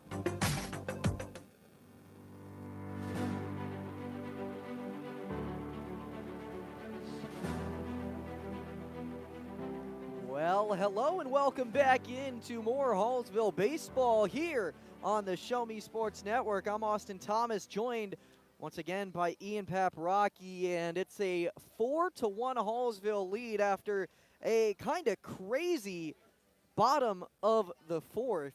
They were down 1-0. All of a sudden, they're up 4-1 thanks to a slew of errors, and Zach Gibson ended up having to be pulled from the game after that one. And, well, now you turn to the Hallsville side of things and get to see how are they going to pitch from here on. How is Colton Nichols going to be able to perform, or will he not as they move to Will Ewens to take the mound? Will Ewens is headed to the mound to pitch now for Hallsville, and they're shaking up positionally here as it looks like the catcher, Watson Fuse, will move over to first base. The shortstop, Landon Cunningham, is going to move behind the plate, and I believe that's Nichols who's going to take over at shortstop for Cunningham. So some moving parts here as we head to the top of the 5th. Hallsville with the lead now. Yeah, will be interesting to see how Will Ewens does to start things off here. The meeting coming on. He's bringing in the infield, making sure everyone's ready to go as the leadoff batter for Bowling Green is Keegan Smith. Only his second at-bat of the game, but they are getting to the bottom of the order. This is Keegan Smith in the 8 hole in the batting order as pitch comes in the dirt. First pitch of the game from Will Ewens. 1-0 count for Keegan Smith. Smith the shortstop in this one. Ewens takes a little bit of a sidestep and gets set back up on the rubber and throws it in there just low. Brings the count even 1-1. Or, sorry, brings the count to 2-0. Yeah, well, if you're Ewens, you got to be able to pitch with a lead here. You got the 3-run lead, just need some strikes. Trust your defense. Here's the pitch. It one's hit right back to Ewens off his glove and into the outfield on a roller. Tough play. It hit right off the glove of Ewens. It didn't get affected enough to make it roll in the infield and goes into the outfield for a single for Keegan Smith. Yeah, leadoff hit. Unfortunate break there for Hallsville. Matheny was running over to his right to make that play, and I think the deflection just kind of put Matheny on skates a little bit there as the ball was deflected. It went the other way, and Matheny just unable to recover in time. That's a really difficult play for the second baseman. A nice piece of hitting there by Smith. And that curveball is just going to miss from Will Ewens. Makes it a 1-0 count for Manny Orff. Real quick breakdown on the performance from Colton Nichols. 4 innings pitched, 1 hit, 1 run, 0 earned runs, 3 walks, and 8 strikeouts. Great performance from Colton Nichols as Will Ewens throws over to first base for a pickoff attempt, but that one not going to be in there.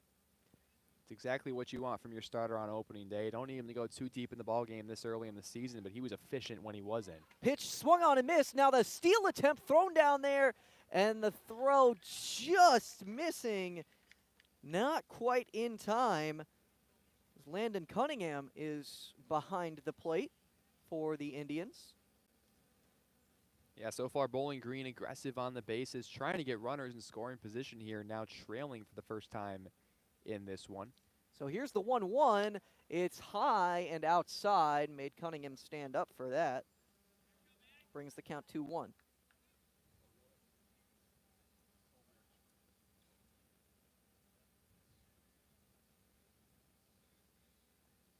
Here's the pitch, and kind of an eephus-looking pitch, a curveball that came in there, incredibly different speed from his fastball, but it drops in there for strike number 2. It's a 2-2 count. Yeah, that's Clayton Kershaw-esque. I know Kershaw's a lefty, but that's a looping curveball. And there's a pitch that kind of got Orf choked up on the bat, fouls off onto the side, kind of first base side, but went into the fencing.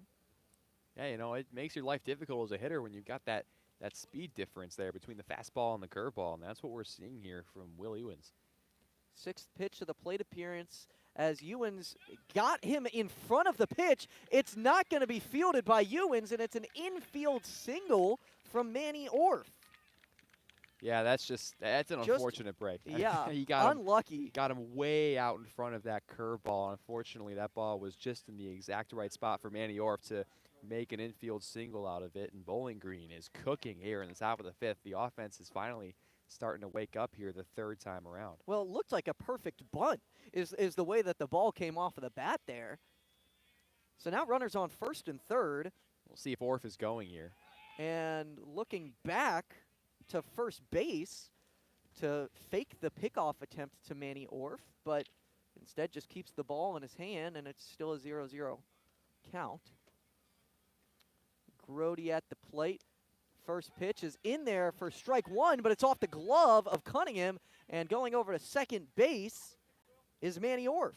Yeah, Keegan Smith was not ready there on third base. That ball made it pretty far behind the plate, and probably a play that Smith should have scored on. I think he's being told that by his third base coach right now. Nonetheless, 2 runners in scoring position now. So Manny Orf takes second base on the passed ball.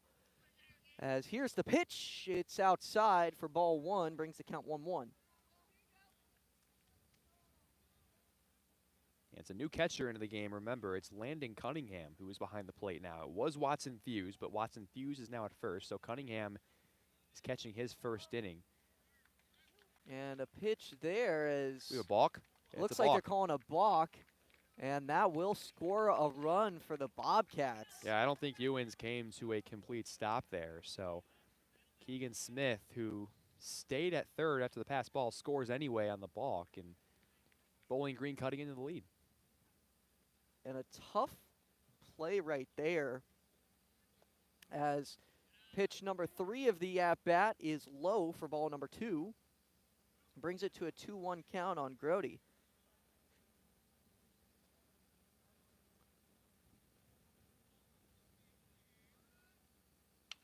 That pitch swung on, sent over to third base, cleanly fielded. Now the throw to first, it's not in time, or it looks like it would have been in time, but the ball was not cleanly fielded. And it's going to be, well, is that going to be an error or a single? Either way, it's scoring a run. Yeah, not sure who you ruled the error on there. The throw was low, but probably one that Watson Fuse would want to catch over there at first. Watson Fuse playing his first inning. I just mentioned how we've seen this positional switch here in the Hallsville infield with the pitching change, and so far not looking super sharp. It was a nice play by Melloway to field the ball, but unfortunately just not able to field it in time. Now the tying runs on first base. Yeah, and a game that was 4-1 at the break, now a 1-run game, does get a little bit worrying, especially with the change. It was at one point, Colton Nichols was dealing, only allowed 1 run, then they take him out. Here's the pitch on a stolen base over to second. He's looking to take third after the ball got past Cunningham, but instead he will stay at second. Yeah, this is Grody's 3rd time on in this ball game, so he's been all over the place as the leadoff man for Bowling Green, doing his job, doing the job of a leadoff hitter and getting on base any way possible. I mean, it was a single his first time, it was a walk the second time, and he able to just reach on the air that 3rd time. So just putting the ball in play, well, that has been a recipe for success. That was the 4th stolen base of the game for Eli Grody. He took 2 stolen base on his first single, then he walked in his second plate appearance and stole second base off of that one.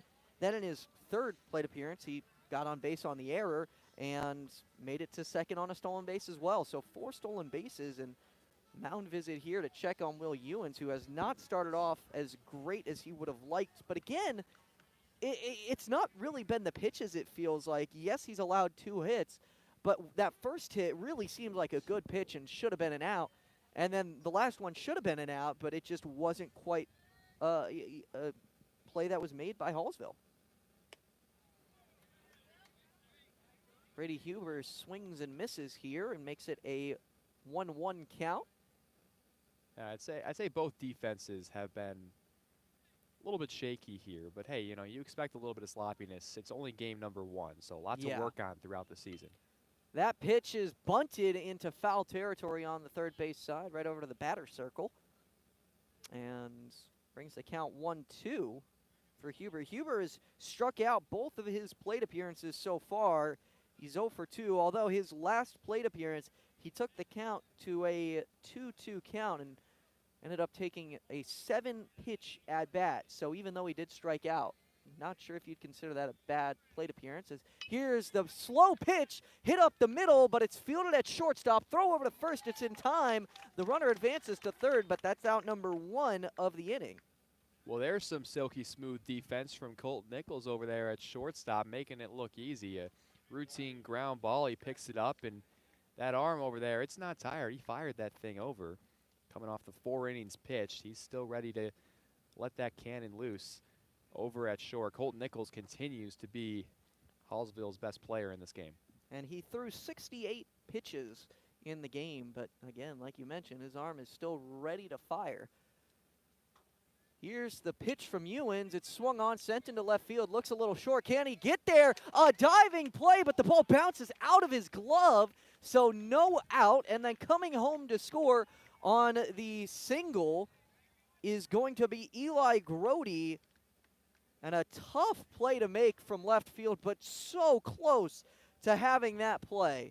Yeah, Ethan Biddle had the big double play in the 4th inning and almost made a spectacular catch there here in the 5th, but unfortunately not able to come up with it. That's a real tough play, and it would have been a miracle catch, but unfortunately for him, that allows Bowling Green to tie it. And here's a stolen base attempt, but that one's hit high into right field, under it to make the catch, and does not allow the stolen base to happen, but getting back safely to first is Zach Gibson. So a quick fly out from Rowan Milosevic into right field. And that brings up Graydon Coleman with 2 outs and a runner on first base in a 4-4 ball game in the top of the 5th. Taking for second on a high pitch, maybe a pitch out attempt there, but the stolen base not going to be caught stealing, and I believe that's Gibson's second stolen base as well, if I'm not mistaken. It is indeed. Yeah, Bobcats have been very aggressive on the base paths. Been very good at taking those extra bags, and now a runner in scoring position. Still 2 outs as that one's hit into left field. It's right on that baseline. Is it fair? Is it foul? It's just foul. Hit just left of that foul pole in outfield. Oh, man. Nearly disaster for Hallsville, but instead it just results in another strike for Will Ewens. I'll tell you what, Austin, that ball was smoked, and Ewens is catching his breath right now, taking a big, deep sigh of relief, because that could have been, as you mentioned, disaster. That would have given the Bobcats the lead. Well, it's been a 3-hit inning for the Bobcats, as here's a stolen base attempt over to third. The throw down, it's too far to the left, and it's in the dirt, so not able to get enough zip on that from Landon Cunningham. And it'll be a stolen base for Zach Gibson, his 3rd stolen base of the game. They've got 2 players with 3 or more stolen bases now. Yeah, Gibson has just been wreaking havoc on the base paths in this one. Him and Grody both have just been running nearly all the time. Here's the 2-1. It's a strike that's on the bottom edge of the strike zone and called to bring the count even at 2-2. Oh, I like the way that Ewens has been able to kind of readjust himself in this inning and throw more strikes. And, he's really been throwing to contact. He's going to need his defense to come up big here. Yeah, and that's one of the things that you've been seeing. He gets a lot of curve on his curveball, which induces bad contact, but that one is strike number 3. It's a swing and a miss from Graydon Coleman, and Ewens gets out of the inning but not before Bowling Green got 3 runs, and so it is tied 4-4 at the middle of the 5th inning. In that inning, there were 3 runs on 3 hits with 1 error and 1 runner left on base.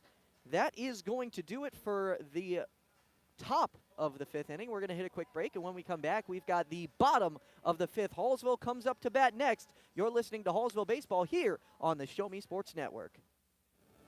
Last Sentinel Firearms is your federally licensed and registered Type 7 FFL manufacturer dealer in Missouri, providing quality products to all types of sports enthusiasts, law enforcement, and individuals across the nation. Orders are currently being fulfilled, offering custom-built pistols and rifles from the AR platform made right here in Missouri. Visit their website at lastsentinelfirearms.com or call them at 417-684-7202 to find out what they've got for you. Last Sentinel Firearms, you are your last line of defense.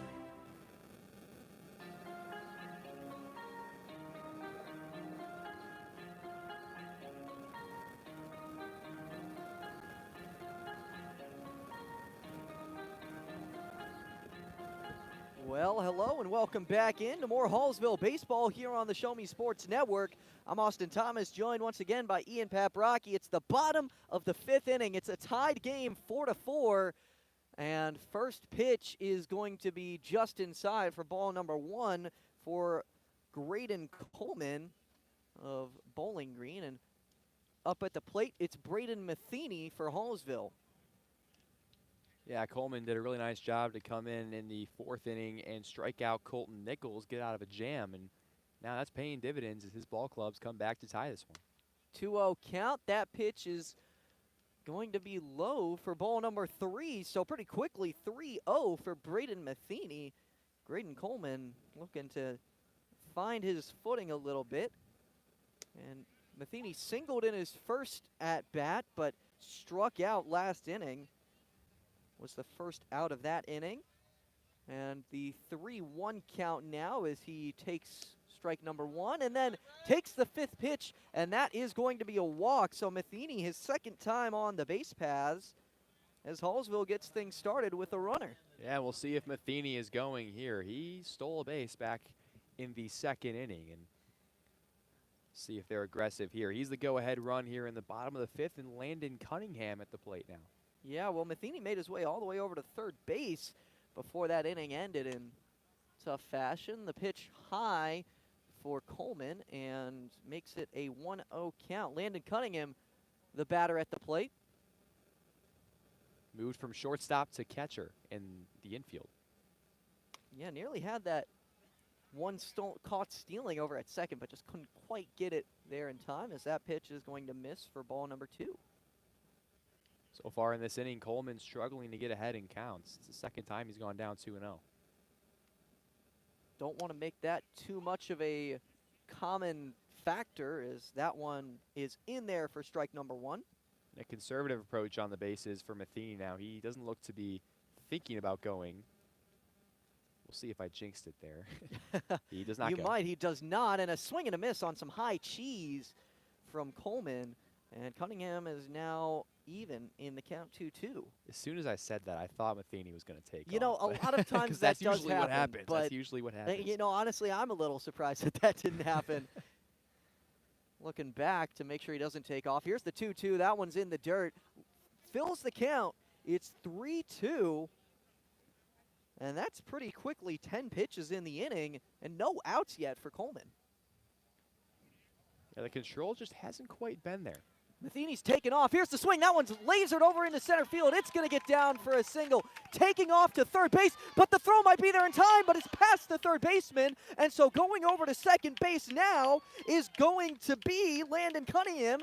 And that's a single and advances to second on a error from third base. Yeah, a really nice piece of hitting there by Landon Cunningham. I do want to point out the pitcher Coleman was there backing up that throw at third base. Had he not been in his position to back up that throw, Matheny may have gotten up and just ran home because nobody would have been there to pick up the ball. So it's those little things that they work on in practice, like knowing where to go on every single scenario. Coleman was right there, and that's why they practice him. He prevented the run, and we'll see if he can get out of a jam that he's created here. Yeah, really a huge thing, as that's going to be a strike number 1 on Will Ewens, who kind of started off that streak of errors last inning from Bowling Green, as that pitch just high for ball number 1. Well, Coleman was able to come in and get Nichols on 3 straight strikes, and that was really impressive in the last inning. But so far in this inning, he's leaving too many of those fastballs high up in the zone, outside of the zone, I should say. That pitch swung on and missed, brings the count 1-2. Yeah, good pitch right there, but he's going to have to try to work that fastball, I think, a little lower in the zone. Try to get him at the knees. Coleman gets set, and that's swung on up the middle. That's going to bring home 2 runs as Ewens makes it safely to first, and he's going to second on the throw home. And actually, it does not bring home 2 runs, as it was a phenomenal throw from center field to get Cunningham out at home. I thought for sure he was safe. But what a throw from center field to get Landon Cunningham out on the throw. Yeah, you're going to want to remember that play. What a throw by Huber out in center field. I mean, he made it all the way to home plate from center field. He didn't even have to bounce that in. He made it with that throw on the fly, absolutely nailing the runner. I mean, that is one heck of a throw. It does still produce a run and gives Hallsville the lead. It's 5-4 as the first pitch of the next at-bat is a ball to Jake Crane. But a little bit of a crazy run of events as Hallsville's contact has really been moving up. That pitch is in there for strike number 1, makes it 1-1 on the count to Jake Crane. Haven't really seen Coleman mix up his speeds too much here. He hasn't done that too much, as that is a high fastball, kind of got choked up on Jake Crane, and it's fouled back over the backstop, makes it a 1-2 count. He's got a good fastball, but when you're only throwing at 1 speed, it makes it really easy for these hitters to start to time up that pitch. That pitch is going to be a wild pitch and goes to the backstop, and now over to third base is Will Ewens. Yeah, I tried to throw an off speed there. Other than the fastball, and it just kind of slipped out of his hand and went high. So kind of an issue where he only really trusts his command with the fastball. I mean, we saw Zach Gibson really be able to locate his off-speed pitches, and that's why he had so much success in the first 3 2/3 innings of this game. That pitch is going to be in there for strike number 3, and that gets the second out of the inning as Jake Crane goes down on the swinging strikeout. Yeah, nice job there by Coleman, able to get the second out of the inning.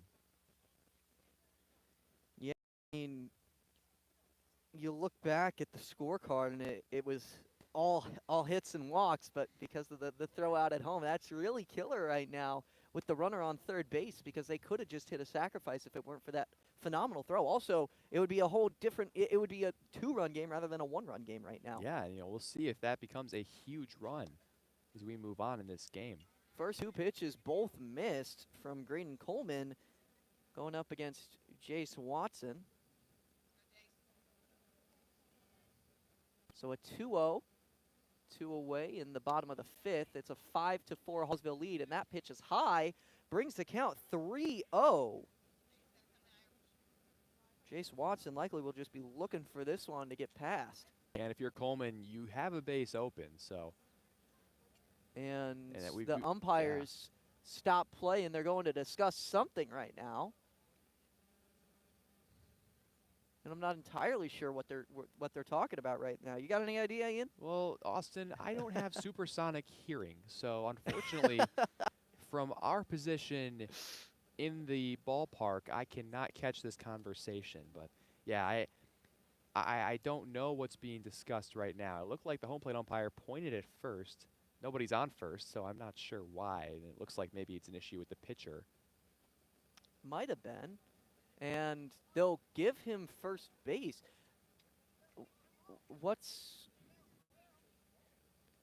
Are they calling catcher's interference, maybe?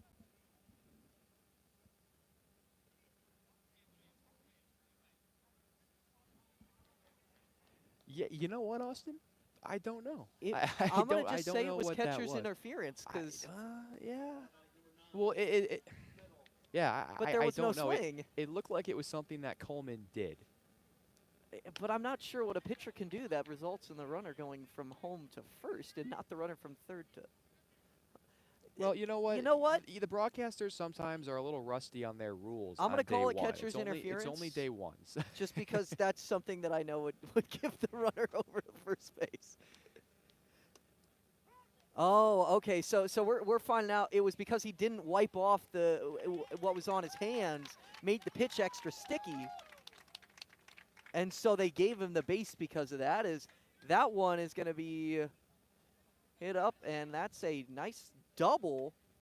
Well, it was a stolen base. Or sorry, a stolen base, and then the throw down was wild. I was looking down trying to figure it out. Yeah, the catcher Milosevic threw all the way down to second, and it gave Hallsville all the time in the world to score. And here's a nice, a soft grounder up to the pitcher's mound, and that is going to do it as Ethan Biddle grounds out to the pitcher. And at the end of that inning, Hallsville scores 2, so they're up 6-4. Maybe could have been 3, but they will take it. So 3 runs on 2 hits, 1 error, and 1 runner left on base at the end of it. Hallsville finds themselves up 6-4 at the end of 5. We're going to hit a quick break, and when we come back, we've got the 6th inning for you here on the Show Me Sports Network. Hi, I'm retired Army Sergeant Trent Dirks, and I want to tell you about an organization that saved and changed my life forever. Retrieving Freedom provides highly trained service dogs to veterans with disabilities and children with autism, absolutely free of charge, thanks to the generous donations and support from people just like you. Experts from Retrieving Freedom help throughout the entire process, from fostering programs through service dog placement. Retrieving Freedom gave me the skilled service dog Tracer, who has been my best friend and my lifeline. To find out more about how you can get involved, volunteer, foster, or to donate, visit their website, retrievingfreedom.org. Retrieving Freedom, changing lives through the training and placement of service dogs for veterans with disabilities and children with autism.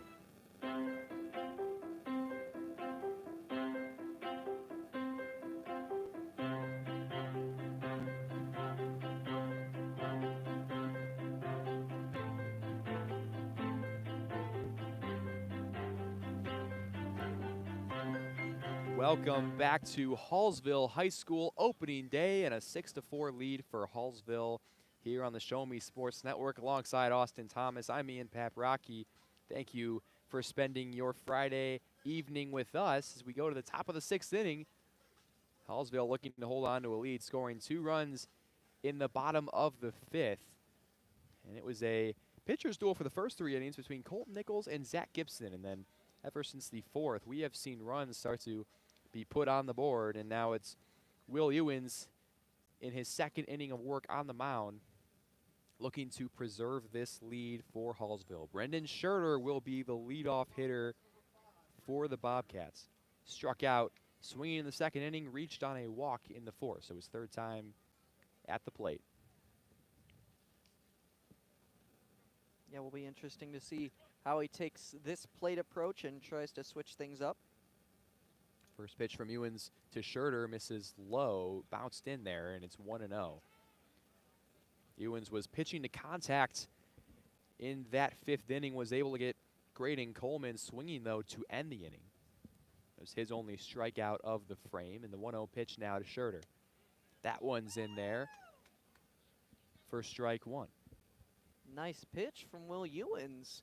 Like to see that one go through there and really gets him back on track for this count. Will Ewens spent the first 4 innings of this game playing first base. Now on the pitcher's mound is 1-1 to Scherter, swung on and missed, 1-2 the count. And that was swinging for the fences from Scherter right there. He was trying to get all of that, but just missed. Trying to do his best Colton Nichols impression. That's the only player that's went yard here in this one. As here's the 1-2 pitch. Curveball, strike 3 looking. Whew. Beautiful hook from Will Ewens. He retires the first hitter, and there's 1 down in the 6th. Well, that's the kind of pitch that he was looking for. A beautiful curveball. Kind of that eephus pitch that we were talking about a little bit. It's not quite an eephus, but it does have a heck of a lot of drop on it, and it just dropped right into where he needed it to go. Here's Jack McDaniel, another curveball swing and a miss by McDaniel on strike 1. Really, 0-1 the count. Really finding his own right now. Yeah, he's been strong to start this 6th inning. pitching with a 2-run lead. Second pitch is lined to the second baseman, Matheny. He picks it up, takes a hop, fires to first, and it is missed by the first baseman, Watson Fuse. And that's going to go as an error on the first baseman. Matheny did what he needed to. He fielded that ball and fired it over, and Watson Fuse unfortunately not able to snag it, so a runner on. It's McDaniel who reaches on the air, and it'll be Keegan Smith, the next batter for the Bobcats. Well, you know what would be pretty fitting right now? How about a double play? We haven't seen one this game, but I don't know. I've just got a feeling right now that we might see one of those. First pitch to Smith is high. We'll see if Austin Thomas has some wizardry up his sleeve, and we'll see if there's a double play. That would be impressive. You're right. We have not seen one yet in this one. 1-0. The count on the shortstop, Keegan Smith, as Ewins is going to check on McDaniel at first. McDaniel slides in safely. Ewins regathers and gets back to the rubber. A 1-0 count on Keegan Smith. 6-4 Hallsville, top of the sixth, 1 out on opening day 2024. He'll check on the runner again, and Watson Thew is able to pick one out of the dirt there. So Keegan Smith, the batter, he singled in his last plate appearance in the 5th inning. Struck out in the other one, and that one bounced by Ewins, but a beautiful play by the catcher, Landon Cunningham, lunging to his right to pick that one out of the dirt and prevent McDaniel from taking second. It's a heck of a play by the catcher. Yeah, really a huge play right there to kind of save that one from getting into scoring position. 2-0 pitch from Ewins. Swing and a miss, strike one. Big pitch from Ewins to be able to get on the board with the strikeout, with a strike. Didn't want to go down 3-0 in the count. Now has it 2-1. That's exactly what they were looking for. McDaniel gets his lead at first, and showing bunt is the batter, Smith. He bunts it back to the pitcher, and it's Ewins who fires to first and gets the out. It'll go as a sac bunt for Keegan Smith, and it moves McDaniel over to second base, but 2 outs now in the inning for the number 9 hitter, Manny Orff. Yeah, not sure how helpful that sac bunt will be, but again, any hit is going to drive in that runner now, so could be big. Manny Orff, the hitter, he's got a runner in scoring position. That's McDaniel. Will Ewins looking to get out of the inning unscathed. He delivers the first pitch high for a ball. Would be a bit different from that last inning. Unfortunately, allowed those 3 runs. Definitely finding his spot a lot more. Took him a little bit to get adjusted, but now he's really finding it. There's that looping curveball in there for strike one, and Ewins gets back even. It's a 1-1 count on Manny Orff. Orff singled and scored back in the 5th inning. Popped out to Matheny in the 3rd. That curveball is really just a beautiful pitch. Another one there, unable to be corralled by Cunningham. He has no idea where it is as McDaniel rounds third base. He'll stay there, but now the 5th run of the ball game is 90 feet away for Bowling Green, as Cunningham just unable to spot that one. Yeah, and the wild pitch, unfortunate, but now it does put the runner in a position where another wild pitch or pass ball it results in a run. 2-1 pitch just low with the fastball, and the count moves to 3-1 on Manny Orff. Eli Grove over there in the on-deck circle, and Eli Grody, excuse me, and he has been on base 3 times, and a swing and a miss on the 3-1 from Ewins, and it is a full count on Manny Orff with 2 outs. Well, Manny Orff got that little kind of a fluky single the last time where he swung on a soft pitch from Ewins, but made it work. The full count pitch swung on and missed. He gets them on strikes. Will Ewins does a nice job to get out of a jam there in the top of the 6th inning. No runs scored for Bowling Green there. They trail 6-4. Hallsville will get to bat in the bottom of the 6th when we come back. Don't go anywhere. You're listening to Hallsville Baseball on the Show Me Sports Network. Creating custom, handcrafted woodworking projects has never been easier. Become a member of Sawdust Studios and enjoy 24/7 access to a woodworker's paradise. Outfit with industry-leading professional-grade tools, Sawdust Studios offers endless woodworking possibilities. Don't have woodworking experience? No problem, as Sawdust Studios offers affordable classes from a community of woodworkers, experienced designers, and master craftsmen. Youth classes are also offered for those junior woodworkers. For more information, search Sawdust Studios on Facebook or find them online at sawdust247.com. Sawdust Studios, your community woodshop.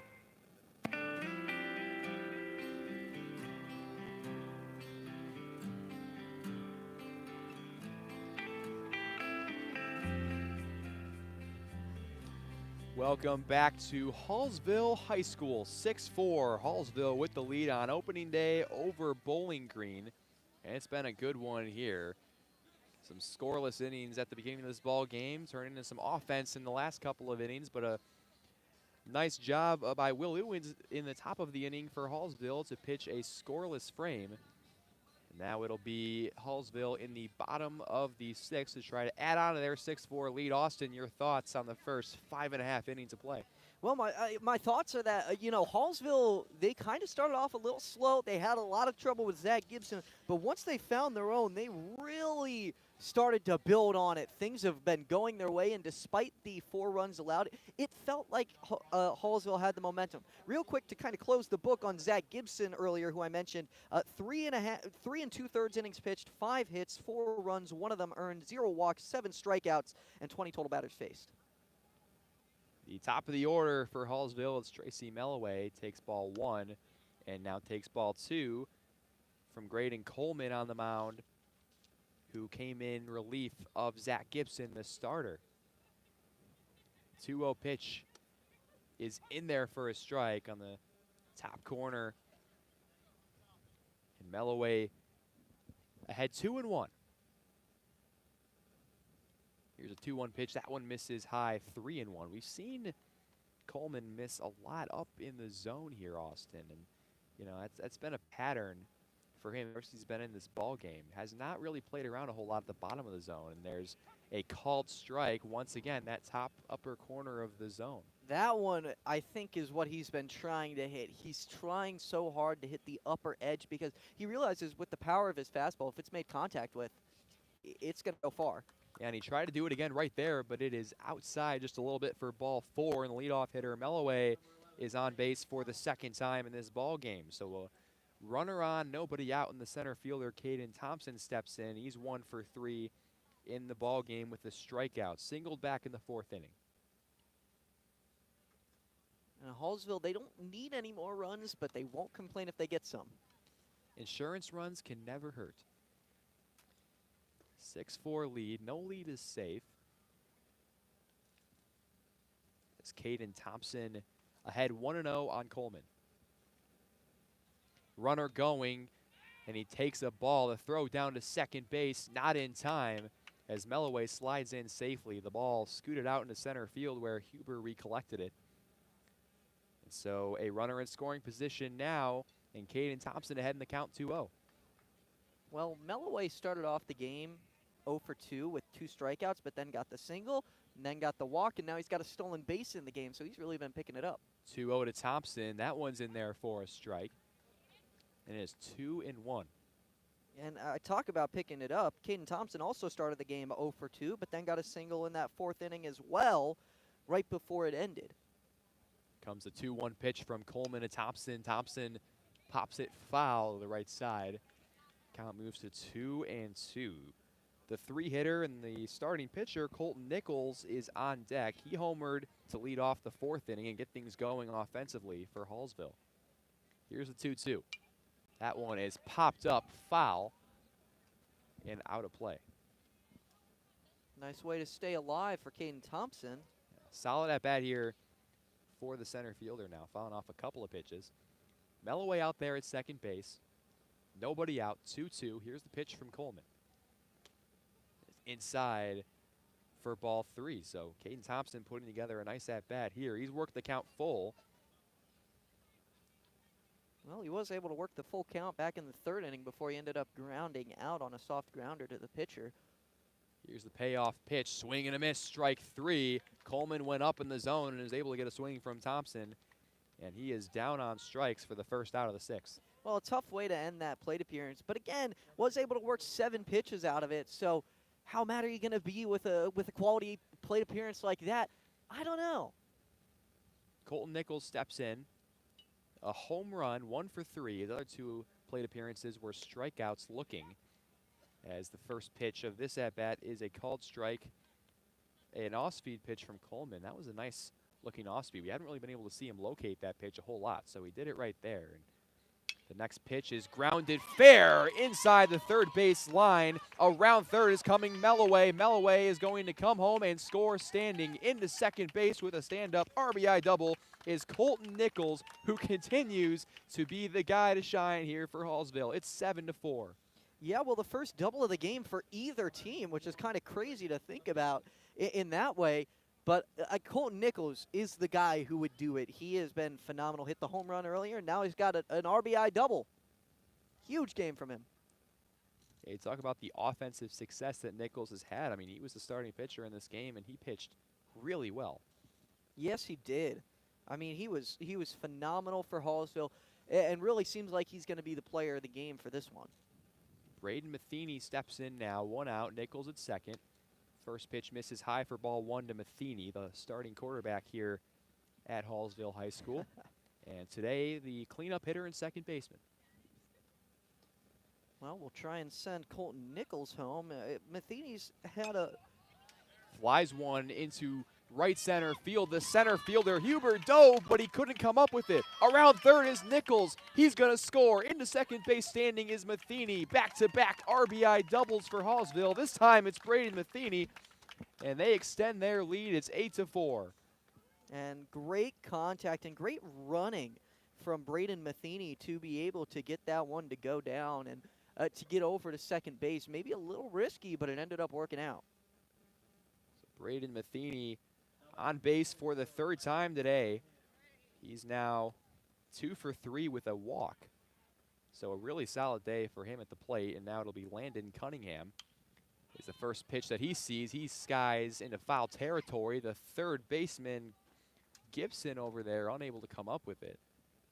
Yeah, well, a difficult one to track. It kind of goes a little wobbly once it gets up into the sky, so not going to be too mad about him not able to catch that one. Cunningham 1 for 3 in the ball game with a strikeout. He singled back in the 5th inning. Faces Coleman now, 0-1 pitch. That one's in there on the top part of the strike zone for strike 2. And yeah, he is aiming for that top part of the strike zone. It hasn't been working too well recently, but I think maybe whenever it turned to Nichols and Matheny, he was aiming more central, and that ended up giving them some doubles. Cunningham able to hold back on the 0-2 pitch. Off speed in the dirt from Coleman. Count moves to 1-2. Couple of insurance runs here in the bottom of the 6th inning. Hallsville with 2 in the frame. They lead 8-4. Matheny, the runner, on second base with 1 out. Landon Cunningham, the 5-hitter, at the plate facing Coleman. And an update for those of you who are listening and not watching on YouTube. The sun has gone down here, so it's starting to drop a little bit in temperature, but still a pretty nice day. Strike 3 looking. Coleman gets Landon Cunningham, and there's the 2nd out of the 6th inning. This will be Will Ewens to step in and try to extend this lead with the runner in scoring position and 2 out. Trying not to let the Hallsville offense cool down like the temperature might be. Ewens lines one down the left field line, just foul left of the foul line by about a foot. Some solid contact there, but it'll go down as strike 1. Ewens has had a solid game. He had an infield single on a bunt in the 2nd, reached on an error in the 4th, and singled and scored in the 5th. So he's been up 3 times, and he has reached base in all 3 plate appearances. Although the second one was an error, so it won't go down as helping out that on-base percentage. Yeah, you're right. He has been great this game. Yeah. Did make it on base, so you're right about it. He made it on base, but does not help on-base percentage. Austin with our rules update, and strike 3 looking. Coleman with a beautiful off-speed pitch to get Ewens, and the 2nd straight strikeout looking for Coleman ends the inning. Hallsville grabs a pair of runs in the bottom of the 6th. It's 8-4 Hallsville here on opening day. One last chance for Bowling Green in the top of the 7th inning. Don't go anywhere.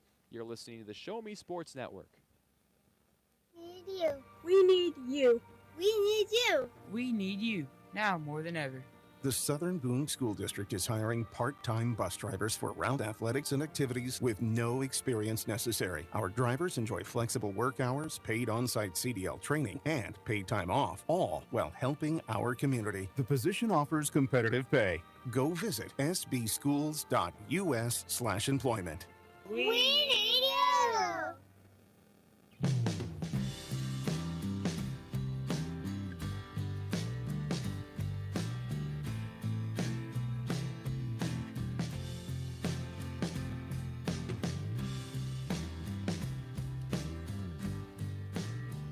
Well, hello and welcome back into more Hallsville baseball for you here on the Show Me Sports Network. I'm Austin Thomas, joined once again by Ian Paprocki. We're here in the top of the 7th inning. It's an 8-4 Hallsville lead after a 2-run bottom of the 6th for the Indians. They've scored multiple runs in each of their last 3 innings, so they have a 4-run lead entering potentially the final frame of the game. Yeah, and some movement here in the infield once again. Braden Matheny is going to be the new pitcher here for Hallsville. Carter Giesler into the game to take over at third base. That's because the third baseman, Tracy Melloway, is going over to Matheny's old spot at second base. So a little bit of movement here. Also a change over at first base as well. It's back. It's Will Ewins, who is back at first base. He was the pitcher, so he stays in the game and goes back to first. Watson Fuse is out of the game now. He was at first. He was catching to start. Landon Cunningham will stay at catcher. So you got all that, Austin? Well, it's a lot of movement, and I don't know if I'm going to be able to keep track of all of it, but we will attempt to nonetheless. And Will Ewins does end the game with 2 innings pitched. He allowed 3 runs in his time up there, and it was a little bit of an interesting game. He kind of had a couple times where he looked like he was phenomenal, and then a couple times where he struggled a little bit out there. So you saw flashes of what he could be later in the season. Of course, it's still the first game of the season, but I don't think you're going to be mad with the way that he performed out there. Was able to keep Hallsville in the lead of this one, had 2 innings, was able to eat up those innings, and now got to the closer, Matheny. Yeah, I thought he was really hitting the zone well. There's some hard contact for sure, but I think that he did a nice job of, having his command as the game went on. It was a little bit shaky at first, but he was able to throw a lot more strikes as his appearance went on, and now gets it over to Matheny, who has played a really strong game. So here comes the first pitch of the inning. That's just inside for ball number 1, as it is Eli Grody who's at the plate. Matheny gets on the windup. Long leg raise, he fires. That's strike 1. Evens it 1-1. Matheny looking to keep Hallsville in the lead and end it right here. Get the first save of the season. Here's the pitch. That one's outside for ball 2. A little bit of wild control early on. But again, this is the first game of the season, and he's just hopping in. Yeah, trying to prevent Grody from reaching base for the 4th time here in this game. Yeah, it's been a good game from Grody so far, as that pitch is down low for ball 3. It's a 3-1 count. Grody 1 for 2 on the day, has reached base all 3 times. He walked, he reached on the error, and led off the game with a single. He's scored on 2 of his 3 times on the base passes. That one is hit high, popped up, shortstop trailing back. It's off the tip of his glove and not going to be in time. So staying over at first base, Eli Grody reaches base all 4 times The last 2 times thanks to errors. Yeah, it looked like Nichols was just a little bit off balance as he was running for that ball and just unable to get back to his left when he realized he overran it a bit. Yeah, a little bit of an unfortunate turn for Hallsville. So here comes the first pitch of the next at-bat. That one is high to Brady Huber. Huber, the center fielder. He is 0 for 3 on the game today. Struck out looking his first at-bat, then struck out swinging, then grounded out. So it's been a little bit better each plate appearance, but still hasn't gotten him on base as the pickoff attempt is not in time over at first base. Grody has been stealing bases left and right, so we'll see if he goes here. 4 stolen bases in the game. You're right. He has been incredible on the base paths as he does take off. It's a high pitch. It's ball 1 down to second base. He got him! That's out number 1, and a great throw from Landon Cunningham gets him out at second base. And that is the first out of the 7th inning. 2 to go before Hallsville can log this one in the books. Well, you know what they say, 5th time's a charm, right, Austin? I don't think say, I've right? heard that saying, but you know what? They'll take it. 4 stolen bases for Grody, the 5th time finally able to get him. Here's the pitch. That one's outside for ball number 3. Now a 3-0 count to Brady Huber. And after just getting the man on first base out, you might be sending another one right back there. Here's the pitch. That one's going to hit him in the back.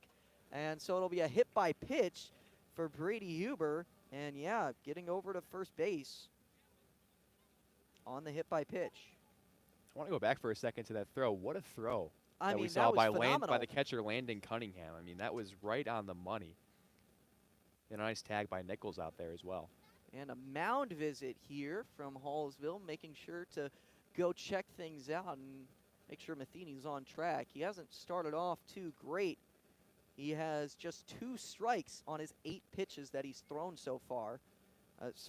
9 pitches that he has thrown so far. Gibson's reached in each of his last 2 plate appearances. He walked and scored the first run of the game for Bowling Green and then singled back in the 5th inning. So after striking out in the first, it's been a successful afternoon for Gibson, who, if you're joining us late, was the starting pitcher and was really successful on the mound for the most part for the Bobcats. Yeah, until really that 4th inning, and then he got hit pretty hard. But only earned run was the home run given up to Nichols. That was the only earned run. So here's the pitch. That's swung on, hit hard into left field, but it's foul. And that'll bring the count to 0-1 on Zach Gibson. No car windshields broken here on opening day that I know of. That we know of so far. I haven't seen any. I haven't seen any either. I mean, there's not like a parking lot in the majority of the outfield. There's one right around that left field pole and to the left of that, but nothing in the straight outfield as that pitch is in the dirt. Kind of just blocking that one and stopping it from going behind him is Landon Cunningham. Boy, that would be a really unfortunate announcer's jinx to have take place about the windshield. I don't know if I should have said that. Yeah, well, that's not the kind of jinx that we want to happen. I mean, a lot of times we don't want jinxes to happen, but they just do. They do, yeah. So here's the pitch. That one swung on into left field. It's foul. It was a liner. Looked like it probably would have dropped for a single if it was just closer to the line, but it does go foul. Brings the count 1-2 on Zach Gibson. Yeah, I like this plate appearance by Gibson. He looks aggressive up there, able to rip a couple of foul balls, looking to just straighten it out here. Still, Huber sits on first base. Hasn't been able to get to second. Might be looking to steal. He doesn't. The pitch is low and in the dirt. Now the pickoff attempt at first base from Landon Cunningham. Not in time and keeps the count 2-2. Nice job by Ewins over at first to corral that ball on the bounce, make sure it doesn't get out into right field. Yeah, and that's why that throw can be risky sometimes if you don't have a first baseman that's able to make those kind of plays. So the 2-2 count. Matheny brings up the leg. He fires. It's in there. Strike 3 looking. And Zach Gibson goes down on strikes. That's the 2nd out. And now Braden Matheny looks to finish things off for the Indians. Yeah, that's a heck of a pitch right there. Got him with the fastball. You have to wonder if Gibson was maybe looking for something else, but with 2 strikes, just got to kind of battle off anything that comes near the strike zone, and Gibson unable to do so. Rowan Milosevic at the plate. Here's the first pitch. It's well high. Nice grab from Landon Cunningham. Keeps the count 1-0. Runner still on first base. It's an 8-4 Hallsville lead in the top of the 7th inning. Milosevic 0 for 2, reached on an error in the 4th. Here's the pitch. That one is just high and brings the count 2-0.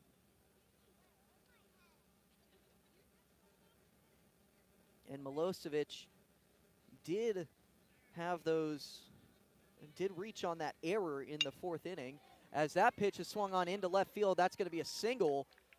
And rounding second, but staying at second is Huber. So the inning extends a little bit, and that's all that Milosevic could have asked for and that the Bowling Green Bobcats could have asked for.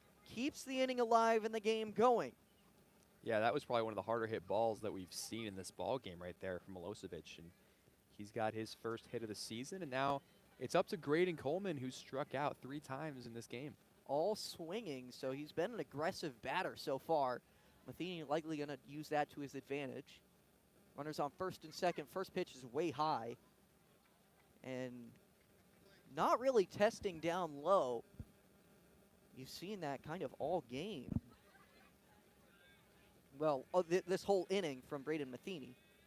Pretty comfortable lead. Tying run is still on deck, but Well, definitely want to just get this guy right here. You do, but Graydon Coleman, he's got some power in that bat. You can see it with his swing, and that's a swing and a miss, and he tried to make that a 1-run game with that swing, but instead goes right through it, makes it a 1-1 count with 2 away. Mentioned it back during his first plate appearance, but Coleman, a freshman, playing a really big role here in this game on opening day for the Bobcats. And we'll have to see if he's able to take the pressure as that pitch is low and outside. Ball 2. The 2-1 count. Matheny has struggled a bit with control, but nonetheless still has 2 outs. But did allow a runner on first and second. Doesn't want to make it a challenge. Plentiful lead for Hallsville as that one swung on over to third base. It is going to end it as picked up by the third baseman. He goes over and steps on the bag, and that does it for the game. Hallsville ends things, and they win their first game, the season opener, 8-4 at home against Bowling Green in a phenomenal game, and that is exactly what they wanted to do. The final score again, Hallsville 8 to Bowling Green 4. Ian, what were your takeaways? Yeah, well, Hallsville got contributions from all over the place. You start with Colton Nichols, the home run in the start on the mound, where he did not give up an earned run. An incredible job by number 4 for Hallsville. Braden Matheny reaching base 3 times, a pair of hits. I thought he looked really good. Landon Cunningham started this game at shortstop. He went behind the plate, and I thought played spectacular defense, able to get Grody there in that last inning, stealing finally after Grody had stolen 4 bases. And how about Will Ewens? 1 hit in the ball game, actually 2 hits in the ball game, pardon me. Reached base 3 times. And a good job in relief as well, able to pitch a scoreless inning there in the top of the 6th inning. So, a lot of contributions from Hallsville and a solid game overall as the beginning of the Jordan Carmack era is off to a good start. Yes, it is, and you really couldn't have asked for much better than this. Looking back at both of these teams, specifically, let's start off with Bowling Green. Was there a certain player that stood out to you on Bowling Green? Yeah, the aforementioned Eli Grody was able to reach base 4 times and steal 4 bases. I think he was, a force to be reckoned with. He did everything you could ask for from a leadoff hitter. And you look also at Zach Gibson. I think he pitched a really solid game. Obviously, fatigue might have been a factor as the game went on. He started off with pace and command, and the only earned run that he gave up was on that solo homer to Nichols. So some troubles there on defense. But I thought he played a really solid game overall for the Bobcats. Yeah, it definitely seemed like that to me. When I look at the Bobcats side of things, yeah, I'll agree with you. I think Zach Gibson really, you talk about the way that he was on the mound in those first 3 innings. That was pretty huge. And yeah, he struggled a bit in that 4th inning. But he really was able to help get them off to a big start. And it wasn't to me, on Zach Gibson, that struggle in the 4th inning. It was a lot on the fielders. You saw 4 consecutive errors. I mean, just how are you supposed to get over that as a pitcher? It's so tough to do. And then at that point in the game, he must have just been incredibly tired. Throughout the whole thing, he had 72 pitches, but a lot of those, he had 28 pitches in the 4th inning. And you get up to that kind of pitch count, and it just makes things so tough for you. On the Hallsville side of things, I just want to mention, you could not get any more clutch than what Colton Nichols did. Colton Nichols, absolutely phenomenal this game. He was a force to be reckoned with. Ended up having the home run and the double in the game. 2 RBIs. That's exactly what you want from him. And then on the mound, he had 4 innings pitched, allowing just 1 run, and it wasn't an earned run. He allowed 1 hit and 3 walks with 8 strikeouts. Again, just a great performance from him this game, and really good stuff from Colton Nichols from me. Anyone else that you kind of want to talk about again from Hallsville's side? I think we pretty much, hit everyone that I want to talk about. I mean, there were contributions from up and down the lineup. I mean, the leadoff hitter as well. Tracy Melloway was able to get on base a couple of times. I mentioned Landon Cunningham already behind the plate. I mean, Jake Crane reached base. Jace Watson-Fuse reached base. Ethan Biddle reached base. Every single hitter in this Hallsville lineup was able to reach base at least one time in this game. So contributions from everybody. That's exactly what you want on opening day. And then, just to kind of tie it all together, the spark plug that Colton Nichols brought to this team, I think, is so huge to try to build some early momentum in a long season that is just on its first day. Yeah, well, their next game up will be coming in 3 days on Monday. That game will be at Kirksville. As for Bowling Green, their next game comes up at Centralia. That's in 4 days' time, so on Tuesday. Their first home game of the season is going to be against Louisiana on March 21st, so that'll be next Thursday. As for Hallsville, their next home game will be the 19th against Osage, so on Tuesday. If you're looking to come back out and watch a Hallsville game, you can check them out on Tuesday against Osage, where we'll see if they'll be able to keep up their nice start to the season. Anything else you'd like to add, Ian? Yeah, it's a really solid start for Hallsville overall. Looking forward for Bowling Green, they got to clean up those errors, because that was really the difference in this game, was that inning, the 4th inning, where there were just way too many errors on the side of things for Bowling Green. But, overall, a solid start to the season for Hallsville. They'll take that, and like we mentioned back in the pregame, they're trying to build off of a solid 19-7 season a year ago. So things looking up for this Hallsville baseball program, and they get things started off on the right foot here on opening day. Yes, they do. Well, that will finish things off from us here at Hallsville High School. I've been Austin Thomas, joined by Ian Paprocki. Thank you so much for tuning in, and from myself and the rest of the Show Me Sports Network, have a fantastic rest of your day.